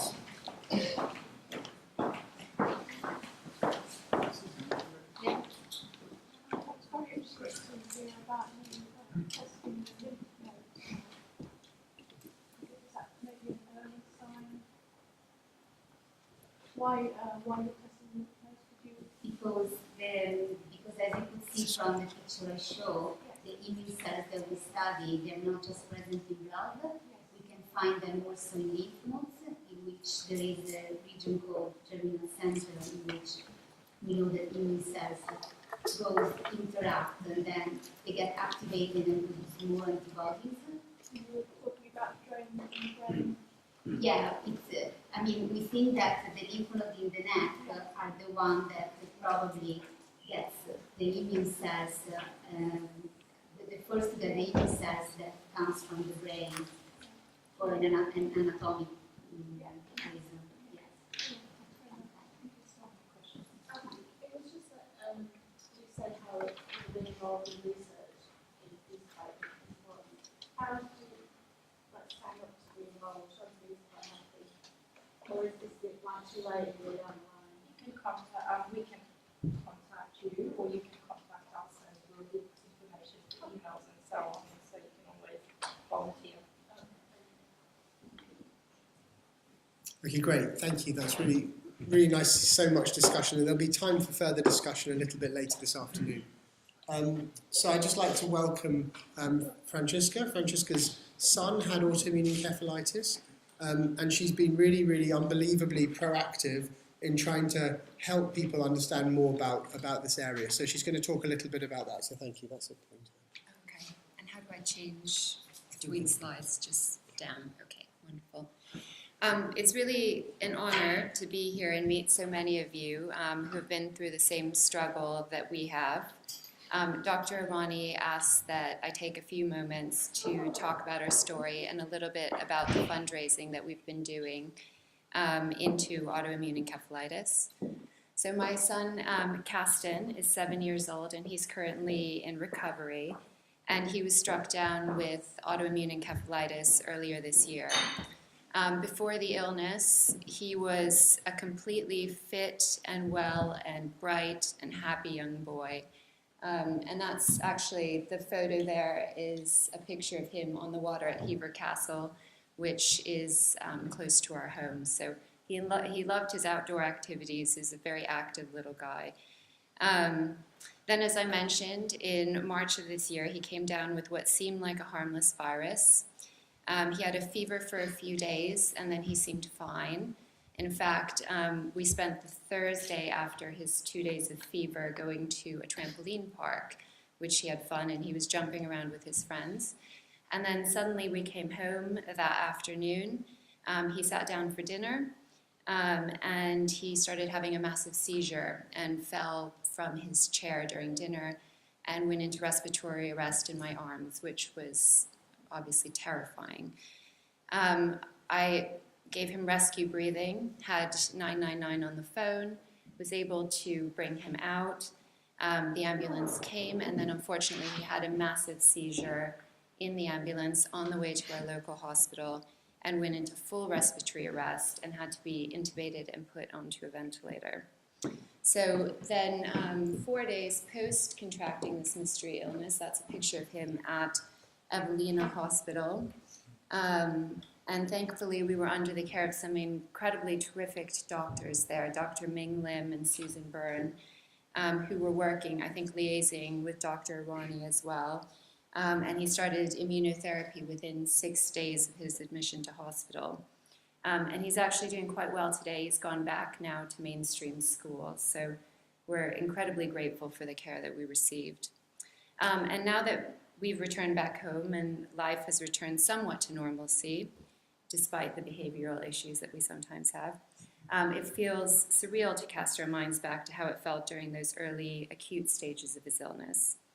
The one thing I really do remember, which I'm sure many of you who have been through this remember as well, is that you feel like you're part of a nightmare that you just want to wake up from.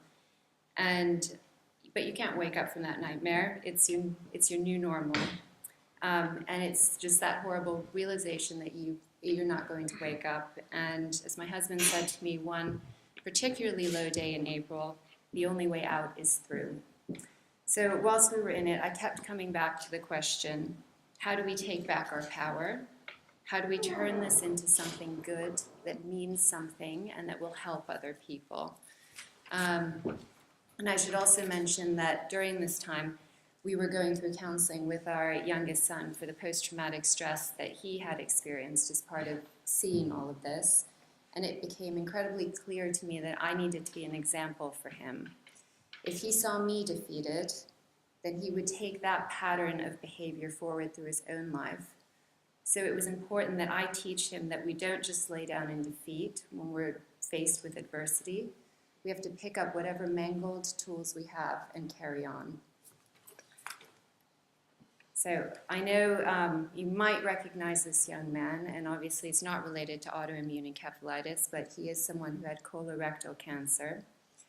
And whilst I was considering these questions of how do I take back my power, I remembered this remarkable young man, Stephen Sutton. He was, as I mentioned, diagnosed with colorectal cancer at the age of 15. And during his illness, he maintained a blog that caught the attention of various celebrities with his Thumbs Up campaign. But what made him incredibly noteworthy was his attitude and dedication to improving the lives of other teenagers suffering from the disease. And I think that's really demonstrated by his quote here. He says, I don't think about my future and feel sorry for myself. In fact, I feel the opposite. My cancer has given me the opportunity to do something remarkable and educate people. So people connected with him through his strength, and he's inspired others through his story. And to date, he's raised an incredible £5.5 million for the Teenage Cancer Trust. So taking the inspiration of this young man on board, whilst I was sitting next to my own son, I felt inspired, and his strength of character rubbed off on me, and I thought, I'm not going to take this lying down. We're getting through this, and we're going to fight to find a cure. So now I am not a scientist, and that avenue is completely shut to me, unfortunately. But I felt that I could use my story to inspire others and raise money for a scientist who hopefully can find a cure, hence the work that we've been doing with Dr. Ronnie to raise money for his lab. Here's our fundraising page, and we started in August, I think it was the 5th of August, and we've raised over £60,000 so far, including gift aid, which we're incredibly pleased about. And in terms of what I'm going to do going forward, we really want to raise more money for research, because that is ultimately the only way that I can help my son and hopefully help the rest of you in this room as well. So thus far, we've been successful encouraging others to run some fundraising campaigns off of our website.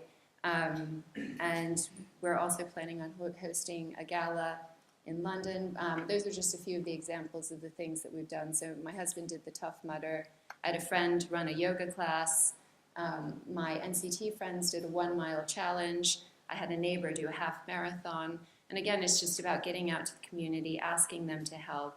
And when you tell your story, because I think a narrative really has a lot of power, you can inspire others to help. And ultimately, the only way that we can help ourselves is through funding for research. So I'd encourage all of you to join our fight, and hopefully let's help each other, let's help ourselves, and find our power together. And that's about it.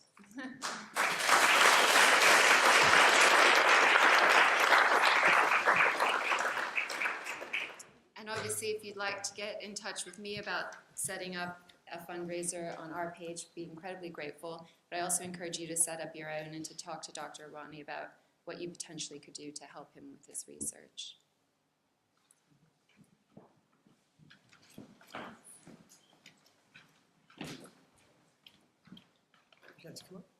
So the second person that's going to come up is Susan Williams, who's going to talk to us about her experiences of encephalitis with her husband. Good afternoon. I've got the opportunity obviously today to share with you our story. Haven't used any great technology like this, just a good old iPad, so bear with me. So I titled it A Journey of the Unknown because it was certainly unknown to us when we were told what my husband was suffering with, and I'm sure a lot of you can relate to that. There are 3 words to describe our experience: frightening, traumatic and devastating. My husband Adrian and I were looking forward to a really happy, busy year in 2015. We were moving house, going on a cruise, and our beautiful daughter was getting married. Lots to look forward to. But it was to be our most challenging year since we were married in 1980. So yeah, 38 years, so longer than some of you we were born. During the winter of 2014 to 2015, there were very subtle changes to Adrian's personality, but these only really became apparent after his diagnosis of NMDA, autoimmune encephalitis, and we reflected back to the weeks and months prior to what was to be a sudden onset. He'd had some problems at work, which he'd never really had before. It resulted in him moving jobs. He'd also been making very regular phone calls to friends and family, often just chatting non-stop and telling jokes. I didn't know the extent of this, really, until after Adrian's diagnosis. And I found out about the symptoms of the illness, and then you look back. Obviously, friends hadn't wanted to say, but they had really found it a bit strange. Things unravelled very quickly on the Easter weekend in April 2015. We'd moved into our house only 3 weeks before, and all seemed well until that fateful weekend. What I would say is it just felt like I had an excitable child, and I remember telling my children this when we had a family meal on Easter Monday. There was some bizarre behaviour, like talking to himself or what appeared to be an imaginary friend, which happened to be in the garage, I think, and I'd hear him talking, just saying some strange things. But because it wasn't constant, you couldn't really put your finger on it, you didn't really know what was going on. We'd visited my brother on the Easter Sunday, and Adrian was acting a bit strange, telling silly stories and laughing over silly things, but they were often like that anyway. Adrian's always been comical, so it wasn't out of character to be having some fun and telling jokes, and I think this is what made it quite difficult. However, things took a turn for the absolute worst, which no one could have foreseen, and I remember that day like it was yesterday. On the morning of Tuesday, 7th of April, which was the day after Easter Monday, Adrian said he'd not slept all night, which was very unusual, and also that he'd had a headache. He said he was going to try and get a doctor's appointment as he didn't feel right. But we both went off to work, but later that day Adrian called to say he'd left work as he felt like he was having a breakdown and that he had booked a GP appointment for the evening. I drove Adrian to the doctor's that evening and we were early, so stayed in the car for a couple of minutes, and I spoke to Adrian about some of his recent behaviours and was urging him to discuss this with the GP. So it's quite difficult saying to somebody, will you keep phoning our friends, can you tell the GP this? But then suddenly Adrian just turned to me, looked at me and said, Susan, remember I love you, but I'm gone. Sorry. With this, he immediately leapt out of the car and started shouting, banging on the windows of the surgery, hitting out. He was hallucinating. It was like being in a nightmare. Staff came out and the GP was trying to calm him down, but it was impossible. Adrian was running through the car park and thought he could see the devil, but it was a woman who he hit to the ground. I tried to calm him down, but when I looked into his eyes, it wasn't him, not my wonderful, loving husband and father to our children. I thought I was having a nightmare. It was so traumatic.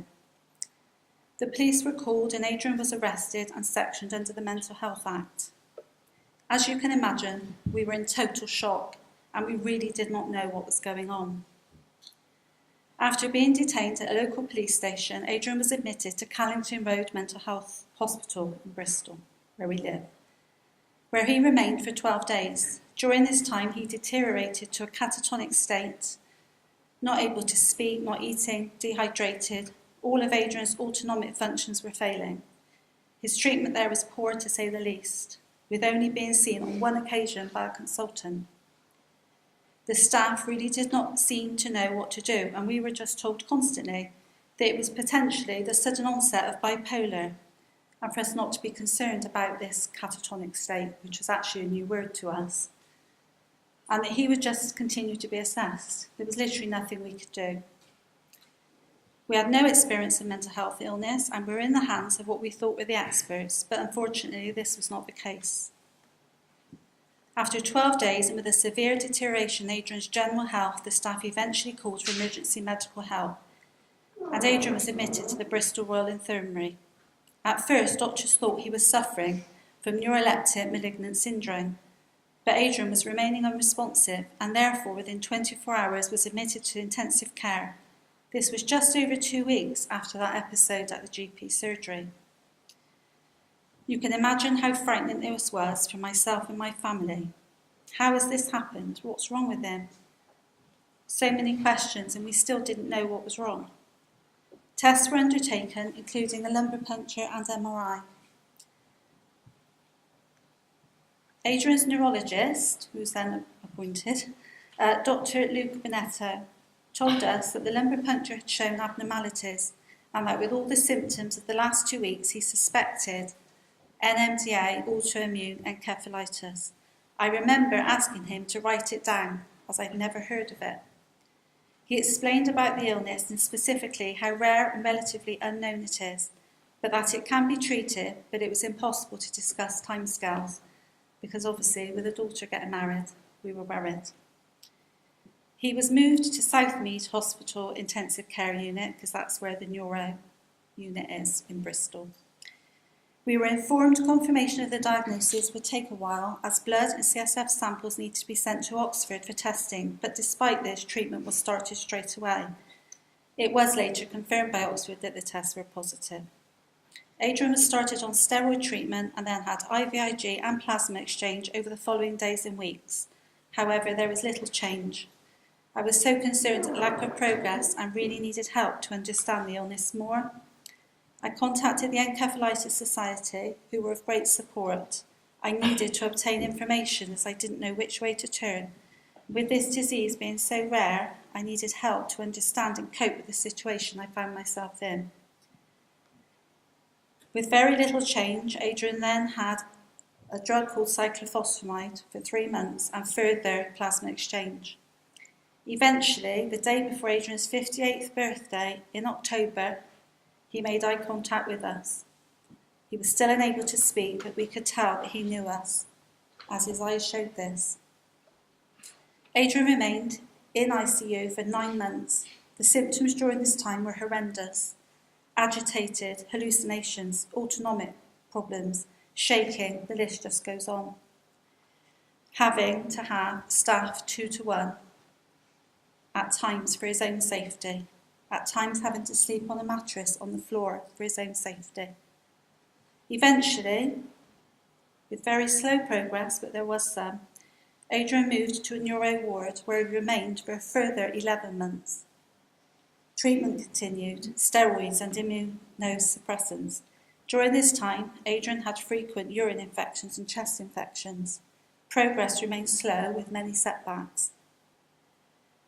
Although having regular physio, Adrian remained in a wheelchair and continued to be hoisted in and out of bed right up to his discharge date, which was January 2017. He then moved to the French Brain Injury Rehab Unit, again in Bristol, where he remained for a further 15 months, during which time he lost his eyesight due to cataracts brought on by the steroid treatment. His eyes were operated on in autumn last year, which enabled Adrian to work with the therapist to regain more independence, thus meaning that he could then walk and do more things for himself. But I have to say that his progress was also very much a result of our determination and hard work with Adrian too. Adrian's first visit home was in September 2017. This was 2 years, 5 months after him leaving the house to go to the doctors on that fateful day on the 7th of April 2015. And his first overnight stay with me was Christmas Eve last year. In April this year, Adrian moved to a residential home in Bristol, where his rehab has continued and his visits home have increased to every weekend. I even took Adrian away on a holiday to Devon in September, and we're now booked for our son's wedding, which is in Cyprus next September. We are now planning the last step of the journey, which is Adrian's permanent return home, which we hope will be the early part of next year. This will be nearly 4 years since this awful illness destroyed our lives as we knew it. I have to point out that without Adrian's wonderful neurologist, Dr. Luke Bonetto at Southmead Hospital, who was and still is our absolute rock, I would not be here today with my husband. He remained positive and hopeful of a good recovery throughout that awful time in hospital, and I know for a fact that there were other doctors there that were not of the same opinion. Others would have given up. I also have to say that without my determination and ability to speak up for Adrian, he would not have recovered as well as he has. Throughout our journey, we have crossed paths with many professionals, but not all have had the hopeful, positive opinion we needed. I believe this is due to their lack of knowledge of this illness. The more that can be done to raise awareness, the better, in particular within the mental health sector. Strength and determination has brought us to this point, in particular our wonderful family, including our 2 gorgeous grandchildren that were born last year, who have brought so much joy to our lives. We're now able to spend time doing just general, usual family things like swimming, the cinema, meals out. So life is gradually returning to normal now. But this illness has robbed us of our life as we knew it, but Adrian's journey to full recovery continues and the future is looking brighter. I'm here today with Adrian and my daughter Emma, so please can you give them a clap?